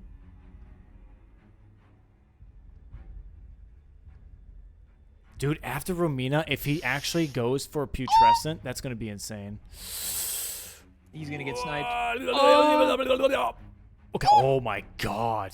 If that was you would have been dead. That's true. That's 100% accurate. Did he grab the Grace? Blanks just put on the Blue Dancer charm. I don't think he grabbed the Grace. Maybe he did. I don't know. Blanks definitely grabbed his, but I don't think CBD grabbed his. So much damage. If he gets bamboozled by this Leonine Misbegotten. No, he's got it. He's got it. Oh. Nice jumps. Oy vey. There's a skeleton throwing bomb. a little flame pot. Okay, CBD. Here's what we got to do. Grab the Fissure Depths Grace and immediately go to Mesmer. No, he's in combat. Oh, he's Grant. Okay. Pause. I think he's going to Kale. Yeah. He's getting the He's Sanctified Wet Blade. He's going to Kale to get the Sanctified Wet Blade. Again, Blanks might pivot. Yeah, he might. He could. It's like waiting for a snow day announcement the day of school. We're like, oh, Blanks, please pivot. See, this is like the weird thing of like, as well, where I feel like sometimes people are like, he doesn't have the money. He doesn't have the money. Are you shitting me? He's got the Holy Crowd. He doesn't need Sanctified Wet Blade because he has Aspect of the Crucible. He has the Crucible Astral. So he already has Holy, but he needs to change his affinity right now. He's not changing it. He's got Holy Grease. Okay. He bought Holy and Grease a instead. drawstring. What the fuck? There it is. Romina's dead for Blanks now, going straight towards the ceiling tree, not pivoting. Bro. Oh, I'm scared, Domo. I'm scared, Domo. Yeah, as soon as CBD gets this kill, like Blanks is chilling. Done. He's chilling. He knows that he won. Blanks is unless he has a omega Radon chilling. incident. He's got the drawstring grease as well, just in case. It looks like he's got 3 of them. How long does grease last? Like a minute? Oh, well, that's the wrong guy. The drawstring grease lasts like 10 seconds. It's a 60 seconds, I believe, yeah. Nice dodges here, though, from CBD. Misses the jump R2.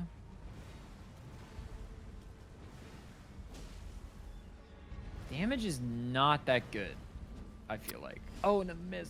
Not really. Man, backhand blades is just flat better for this fight. Yeah.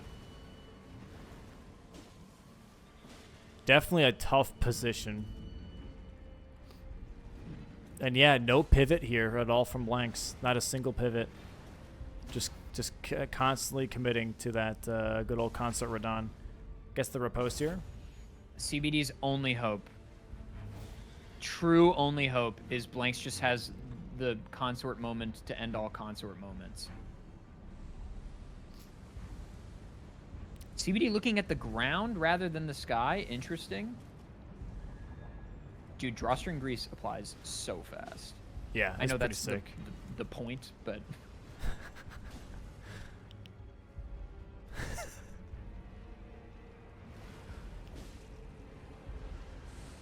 Ooh, get some hits in. What are you doing? Okay. Blanks is opting not to go for the riposte on the guy and just walk past and quit out. In Blanks' mind, they could be racing. Blanks doesn't know. Right.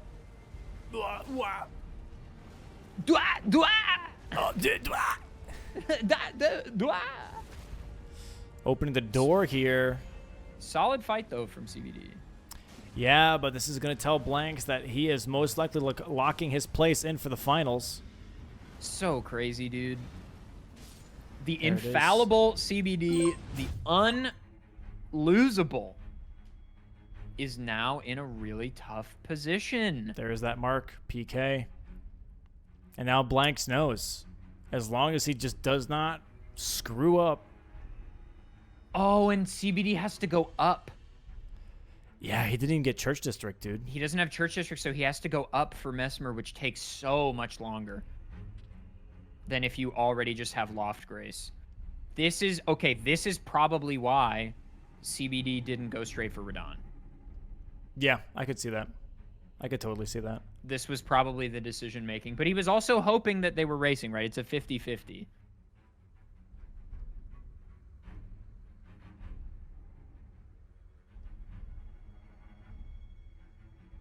Blanks went for the Kukri strat this time instead of the walk off the ledge thing. Blanks also holding on to 500,000 runes at the moment. This jump sucks. I hate this jump. This jump's pretty nuts.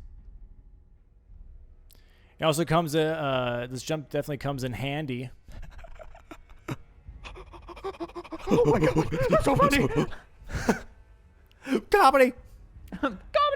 Yeah, this is looking really good for Blanks, for sure. Yeah, this is a tough. We haven't seen Consort Radon that much, though, so maybe... No.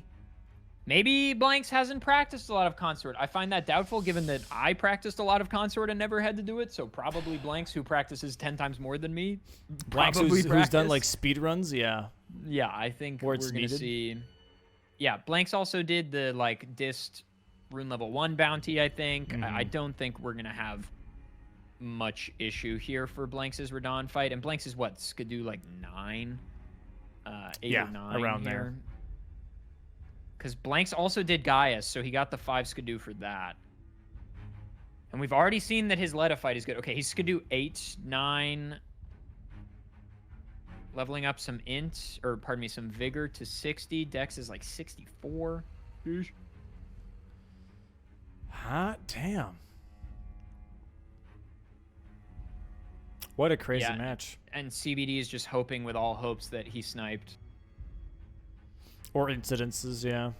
Either way, something positive in his playing field. Oh, man.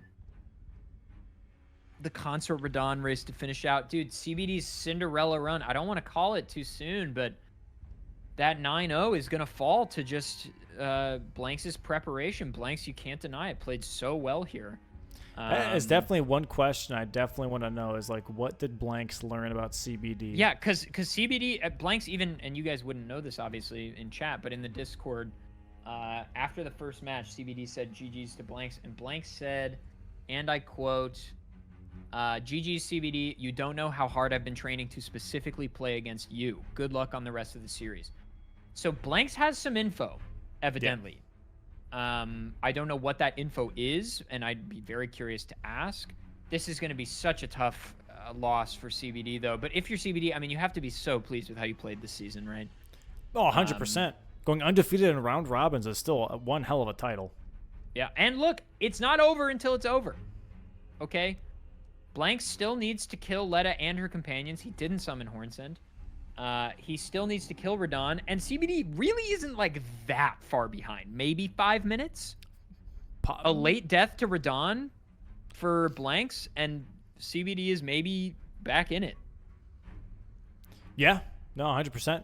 Because he already has Romina. He already has the Grace. He just has to kill Exactly. Mesmer. Boom, Sealing Grace. Or Sealing Tree. Exactly. Letta is here now, but so is Nathan. Blank's Doesn't getting a want little Dane to get that- greedy. He doesn't want Dane to get the heal off. There it is, though. Oh, Gets the heal. tough. Yeah, he was playing greedy just to prevent Dane from healing, but it did not happen. That ring that Letta threw out really stopped Natan's presence there. From the king to the ring to the pen to the whatever. I don't know the actual lyrics. To the What's Dane. happening? What's happening? From the dry leaf to the Dane. Sweat drip down my balls. And this is a dead Dane into a Letta, but a Mesmer, possibly dead screen as well. Oh, nice frost proc. Into a okay. stagger. Okay. I mean, okay, right? Oh! Oh, I Almost. almost thought.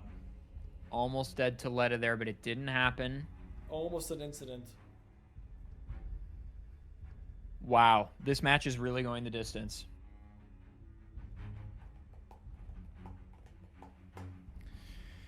Hot damn, and here we have it. I think low-key the difference maker in this match was CBD not knowing which boss blanks did for parries. Because I think that is a big pivotal moment of CBD hoping it was Rolana, but it was actually Mesmer. I think partially, yeah. I think it's also the sorcery only, not knowing which boss he killed with that because it was one of the tree sentinels. Yeah, true. Yeah. You know, that's a lot of hidden info right there. Man, I feel bad. If CBD loses this, I feel bad about asking why didn't you go for center square, because obviously this is going to be a tough loss. It's going to be tough to go into post-game. I've been there. But I got to know, right? Yeah. I got to know why we didn't press center square at all. And that's why we have the winner coming first, so that they can have their moment, and the loser can kind of just like have a moment to just like take a deep breath, just kind of reflect a little bit, and then get in the call, so they don't, you know. Blank's not even using his runes. He's turning the music up because he likes the music. I mean, fair enough. This song is Iconic, goated. dude. This song is goated. Crucial setup. And here we have a concert Radon for blanks. Super weird angle there from Radon. Really good damage. He has main gauche. He could parry if he wanted to. Sticking to the lightning here. The damage is really good. Dude, Radon's going to have some really strong shin bones for how often we slice against those damn things. It's the armor. It's the bracers he's got down there. You're literally knee height compared to this guy. That's just crazy. Always reminds me of that one video with like POV. You're a Souls boss. It's just like this raccoon tumbling on the ground over and over. Yeah, I was Aggie was doing his like random sorceries only last night, and he was on Radon for like 20 minutes. And I was like one session was 20 minutes. I was like, man, how annoying it must be to be Radon. Like, think of how annoying it is when you're fighting Dane and he keeps rolling. Now imagine it's 20 minutes of like every attack you do misses. So far, a really good fight though from Blanks. About to go into phase 2 here. CBD is hot on his trail here. Yep. One death could make a difference for sure. I really maybe think two. so. Maybe two. Yeah, two deaths if Blanks dies at the end of phase 2. Like a deep phase 2 incident. Deep be phase a 2, the difference maker. explosion. Yeah, the explosion, the like phase 2.5 transition. Phase 2 now. That was a weird attack. Very strange. Good RNG though. He's getting some really good Yeah. RNG here. Blanks is staying in, trying to prevent Radon from going for the big AoE laser. Ooh, the unlock for that cross slash. That's smart. Terrifying. Gets the phase. Oh, he's going to go for the explosion move now. Yeah, 100%. He's Oh. thrown. Whoa. Oh, what? Psych. That's the... Good dodges, heal. Okay. Wow. Don't go for 2 heals. He went for 2 and got lucky. Oh, got slapped in the Okay. face. Blanks maybe doesn't have the cleanest Radon ever. Maybe there is a chance for Mr. CBD. Bro, if this turns into CBD sniping Radon and us moving into game 3, I'm going to have a heart attack. It would be sick. Oh, gets caught by the blood. Oh, the explosion. He might get hit by here. He doesn't get out soon enough, does he? He can roll. Nope, he dies. Dude, I'm telling you it's happening. I remember. I'm telling you it's happening. CBD is almost at Letta now. This is crazy. This is crazy. He's porting. This is Bingus! This is Bingus. He's going to Graveside Bro, Plains. he's going to Graveside Plain, maybe changing his setup here? Does he want bleed or something? He's selling for... Exaltation. Yeah, he's going for bleed. He's going for- for bleed. I Interesting. think this is the correct call. I think Lord of Blood's Exaltation plus bleed is way better on Radon. I fought Radon this way yesterday, and I think I got like 6 bleed procs in one Yeah. attempt. So I think this is definitely the way.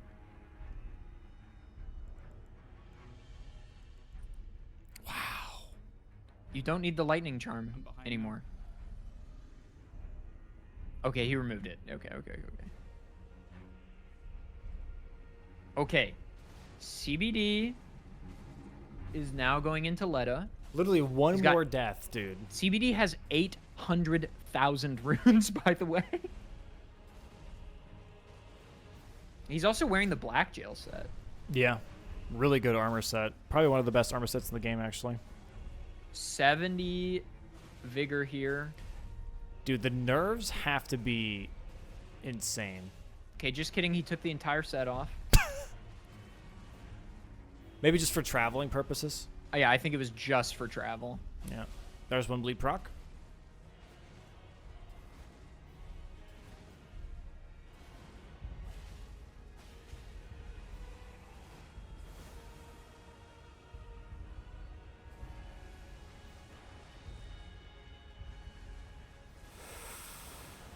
Good Oy RNG vey. for blanks. Phase 1 coming to a close here in just a moment. Lot of fight here for CBD. Phase 2. How fast does CBD catch up with overhead stance katana? I think it's going to be much slower. He already has to heal. Because he got hit, yeah. But... Nobody summoning Hornsent is crazy to me. Hornsent goes nuts, dude. Dude. Flailing like crazy. Oh, the stalling, though. Dude, if Blanks dies one more time, we're going to have an actual Radon race. Hornsent's down.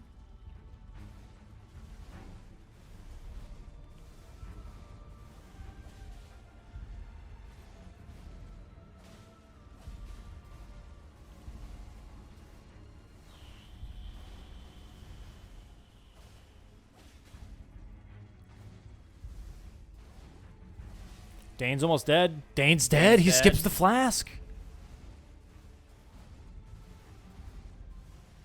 Blanks here, about a third, 2/3 of the way done. Almost to the super move. Dude, this ending is cinema. Dude, this is insane.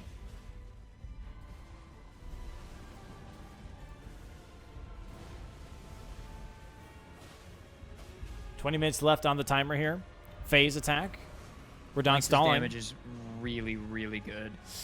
I don't think Blanks is going to get the stagger he's that's looking risky, for by that's throwing risky. those poison bone darts. That's risky.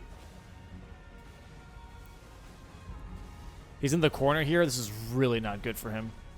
No, this is terrible positioning. Don't get too greedy, Blanks. Uh-oh, he's taking hits. He tagged. He's healing. Heal. Good. He's got 9 heal flasks left, so he's. Oh, long as he Letta can is go dead the for distance. for CBD. Letta's dead. CBD's going up the staircase now. Look Oh, at that bleed proc. Dude, Blanks might skip the explosion. No, the explosion's gonna come right now. Here it is. Choo. Okay.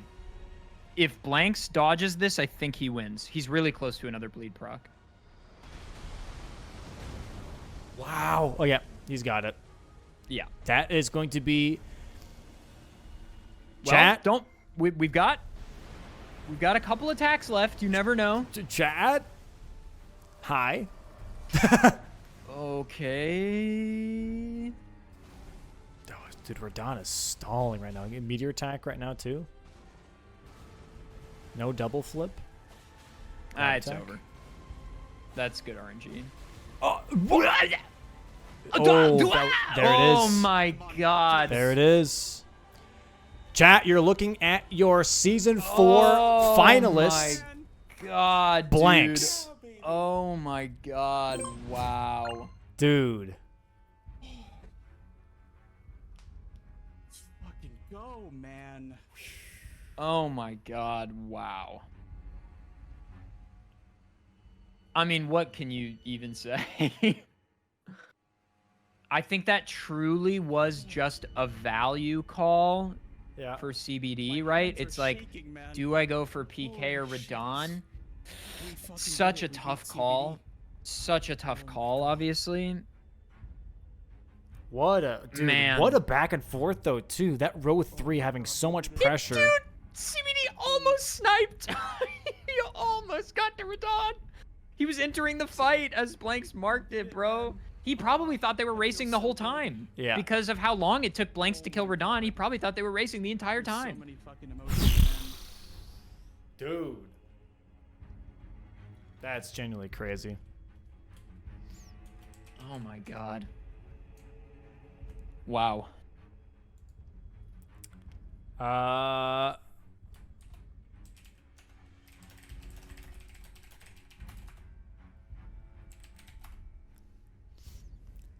Yeah, wow. I am speechless. I am without speech. That was something. That was absolutely something. Let me go ahead Crazy. and just get the Oh my post game. God, man.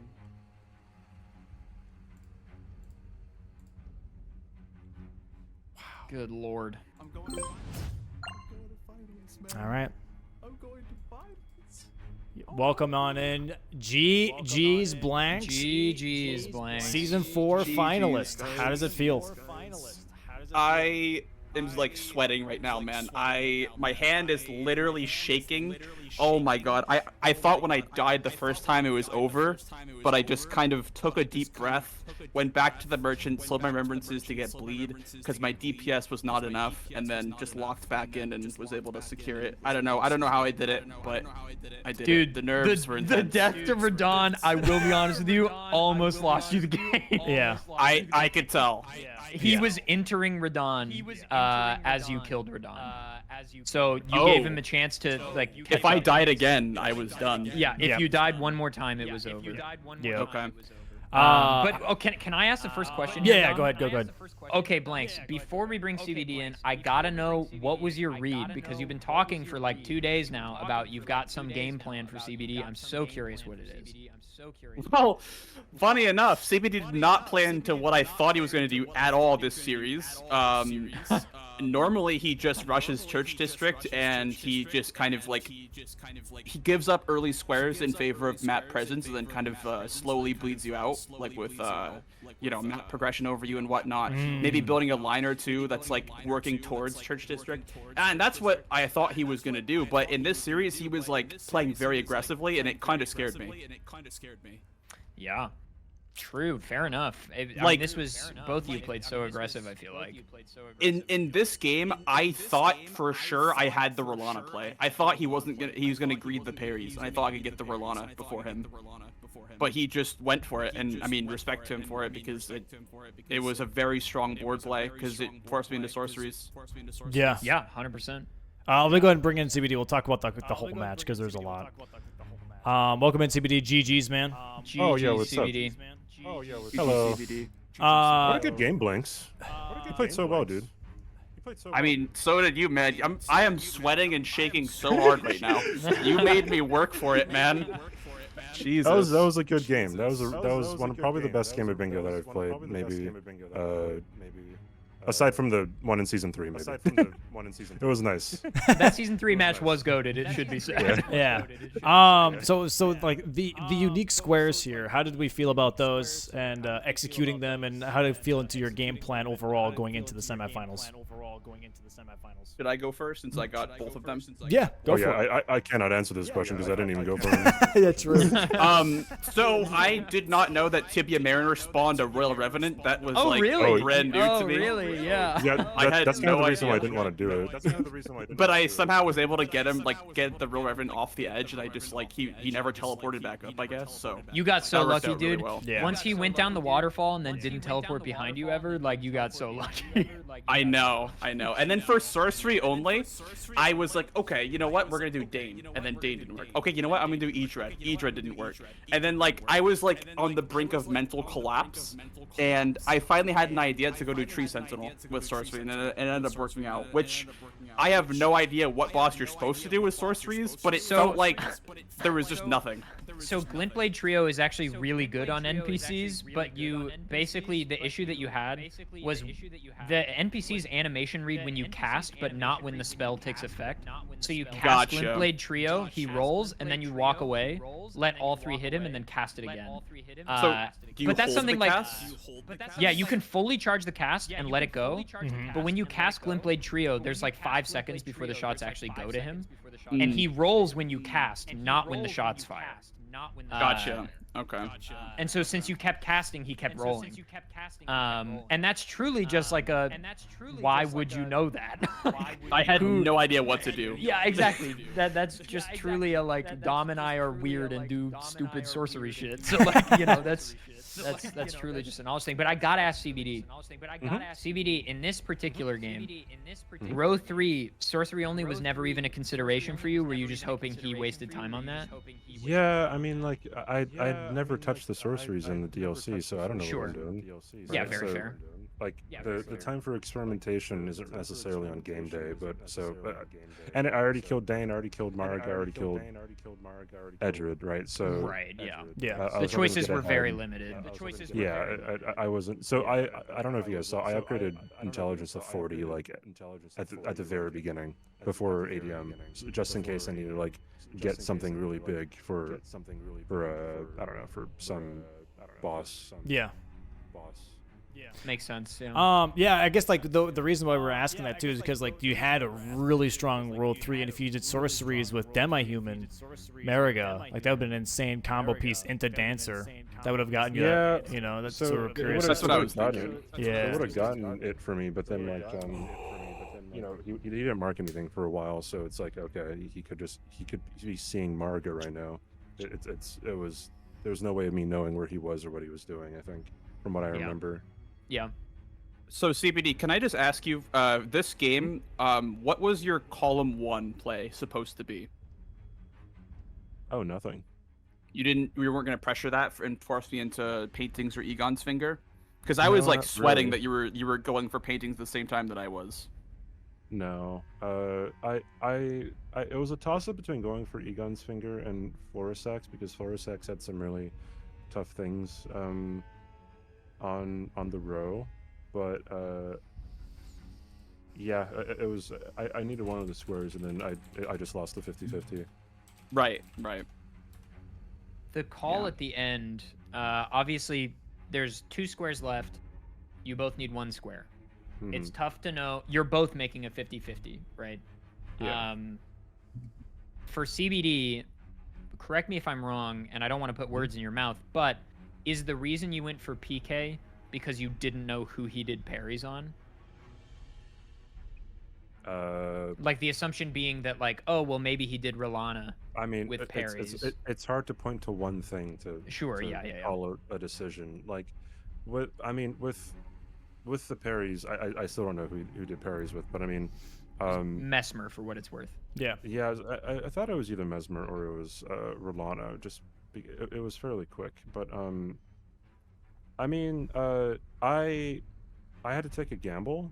Yeah, of course. On it, so I mean, I don't know, typically people go for the longer square, so if I could, I already had the Grace right next to Burning Tree, right? So I'm well, I mean, I could just go get Putrescent Knight, and hopefully he's in the middle of the fight or something, right? So. Well, you Yeah, need both yeah. squares, so you have to make a choice, and I think that's why, like, if you just went for consort, you would have gotten both, but it's hard to make that guess. You know what I mean? Oh, It's just I was that far ahead. I had no PK. I had literally Karo's Grave, and that's it. Dude, I was right outside. I just entered Consort Radon. Yeah, when we Blanks got this died. prayer. Blanks died to Radon phase 2. Oh, so interesting, dude. Yeah, Why so didn't you it die went one more from time? it went from like so you went for PK, he went for Radon. There was one moment, CBD, where you got the Grace at the top of the fissure depths and you opened the map and I was like, duh! And then you didn't pivot and I was like, oh man. Well, I mean, yeah, it's just. How would you know? Literally, how would you know?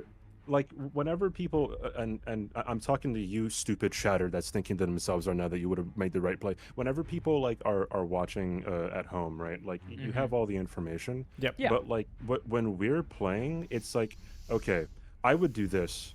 He thinks I would do this, so I'm gonna do something else. But then he thinks I'm gonna do that, so I'm gonna go back to the original thing. And then like you're doing that every single second that you're going for the last two squares. Right. So whoever thinks that they can like read someone, again, I'm talking to you, little Timmy, 15-year-old keyboard warrior. You don't know, all right? You can't read anybody. You just can't. It is completely a gamble. So that's my piece, So. No, absolutely. It truly was like a 50-50 call. Also, Dom, I assume you see that we're having a voices moment. I already fixed it. I already fixed it. Great. The question I have here for CBD as well, though, because after row 3, you did have a strong column 1 as well, but you decided to go for Floor Sacks over Egon's Furled Finger first. Yeah, again, I mentioned the row 4 was pretty bad. Yeah. So That's I mean, fair. like it could have. No, I mean it would have possibly landed me in the same position. He could have just went straight to Rolana too, right? Got that diagonal square, and then like, well, I'd have to spend time on Frenzy NPC anyway, and Putrescent Knight. Like it kind of would have been the same game looking at it, right? Could be. I'm trying to pull up game 1 because I don't even remember the board. This match felt like it took 3 billion years. So like I don't even remember what match 1 was. Okay, match 1 was the Tibia's Cookbook Center. Yep. And then that column 2 play from Blanks with Demi-Human Swordsman plus Demi-Human Mariga and the Kill 2 Hippos, and then you holding on to Iris of Occultation and Metter Mother of Fingers. What was it ever a consideration to go for the bingo? I actually have the same question about the Frenzy NPC in this particular match of like, okay, if you're racing on a square, right? If there's one square left in a bingo and you're racing on it, worst case, you lose the square, but you both spent the same amount of time on it. Best case, you win. If you're not racing on it, you win. So what is the decision making around like, okay, I'm going to go for majority instead and not push Frenzy NPC? We just go off of vibes here, dude. Something I do want to recognize is that like me in the commentary slot, right? Like I can think of these plans because I don't also have to play. Yeah. But I did notice that like neither one of you really pressured. There were several instances in both of these matches where both of you had opportunities for bingos and neither of you ever pressured any of them. So I'm curious, like, were you both assuming both of these matches were going to go to majority? I was more or assuming that both matches were going to be majority because I think if I have a good read on CB's playstyle, he likes to favor blocks over just straight pushing a line, which is like sometimes the correct thing to do. In the first game in particular with the Metter Gambit, I knew that once he marked Metter, both Iris squares are his, so I didn't even bother with those. That was his only way back in the game, is if he got double Iris away from me and then got another, duo or trio square away from me. So I played a bit safer and played the long game with the Stealing Tree into Letta. I decided for that That was instead. another 50-50. It was either I go for Burning Stealing Tree or go for Metter. I just figured because it's 3 squares versus 2. I don't know. It's just bingo is like always changing. That's the thing about it. Is like you can make a good read one match, but the next match they just punish that because it's already been done before. It's kind of like chess, so it's like it's always changing. Every match is different, kind of thing. Yeah, no, 100%. The one more question I guess I had for this specific match was Memory of Grace was technically kind of, I wouldn't say sniped from blanks, but CBD, you did have the money for it and didn't decide to do that right away. What exactly were you holding the money for? Because I think I missed actually what the money was for. I was worried about like using a hefty sorcery again. Like I had no idea. Gotcha. Like, off the top of your head, how much intelligence does it take to use a freaking glint blade trio, whatever that could? I had to know. Google. I had to Google all of them. Yeah, I mean that Yeah. was like that's like the, I guess, the fun part about the sorcery, and that's why there was a thing of like, Twin hey, moon attack. How much intelligence is that one? I don't know. Gaius' sorcery? Who knows, dude? Dude, Rolana's twin moon is 72 in. well, that's why you had the Yeah. time. That's why I did pressure as well. Like, hey, if you don't know, it's okay to Google, right? And like pull up Fextro sorcery list Yeah. if you want to. Like, you don't have to, obviously, but if you want to and have that up just to make a better call, like, go for it. Yeah, I mean, I probably should have Memory of Grace. I mean, it would have won me the game, obviously, right? So I don't know. yeah, no, yeah, I was but just curious. Shoulda, woulda, coulda. It's tough. Yeah. Just always. I will curious. say though, the 300k really hurt my economy for the rest of the game because I Yeah, had no that's what I was defensive thinking about talismans too, at right? all. Yeah. So my boss fights were like a lot harder. So there is an argument to make about not Memory of Gracing on a board with Sorcery Center Square, just for that reason, because like you're losing a lot of money. You're losing like a third of the way to level 85 doing 300k. Yeah. So it's reasonable to not go for it, even if you have it, because like CBD mentioned, he pushed 40 sorcery or 40 intelligence. So if he lost 300k on top of that, that's like a big like money loss. Dude, Essentially. okay. A snipe we haven't talked about yet, or a near snipe. Blanks died after getting 6 parries on Mesmer, Oh my god. with dang. Mesmer down to like 2 hits. And then CBD got his 6th parry on Romina, and then Blanks, which, by the way, Blanks, I don't know if you know this, you did 9 parries on your second Mesmer I lost attempt. count because he kept stalling, so I just lost count and I got tilted because he Dude, was the stalling fight, for so long. in fairness to you, he went for the, you know the attack he does that swipe, and he Yep. jumps away? Did, like He 7 did it- times, he man. did it like 8 times in a row. Yeah, it I was getting so mad, ridiculous. but yeah, Truly the most insane. I did an extra 3 on the off chance that I only did 3, and you know, like Glance came in and said like, oh hey, you can't go for that anymore. I'm like, oh, I guess I lose the game now. Yeah, better So I safe just than didn't want to have sorry. that happen. It Also, wound up making it so close though. yeah, and the other death too, to the tree skip. The reason why I died to that tree skip is because the time of day my skip setup wasn't there. Like the shading was just incorrect enough to where my setup wasn't there, and I was like, what do? I don't even know how to set this up anymore. And I grabbed Dude, no graces on the way. Not getting the so. Viaduct Miner Tower, I was like, oh my god. Yeah, I mean, it's like that skip's like 99.9%. It's literally that one weather pattern that's ever messed it up for me. I think I've literally like never messed it up like since like I was doing speed runs of the DLC. So I don't know. I was planning on getting Devonia's hammer, which I would have gotten if I had just gotten the tree skip. But yeah. So I don't guess know. also for you, Blanks, the reason I guess the reason why you also rushed Drain the Water on both matches was because of, like what you explained before, where normally CBD rushes Church District area and progression right away, so you wanted to like rush him to that. I wanted to follow him the Shadow Keep, and if he got Drain the Water, that was like hiding my progress, and that way I could get like the Gaia square, you know, like other Shadow Keep related squares. But in this game, it was the opposite, and CBD was playing a lot more aggressively early on.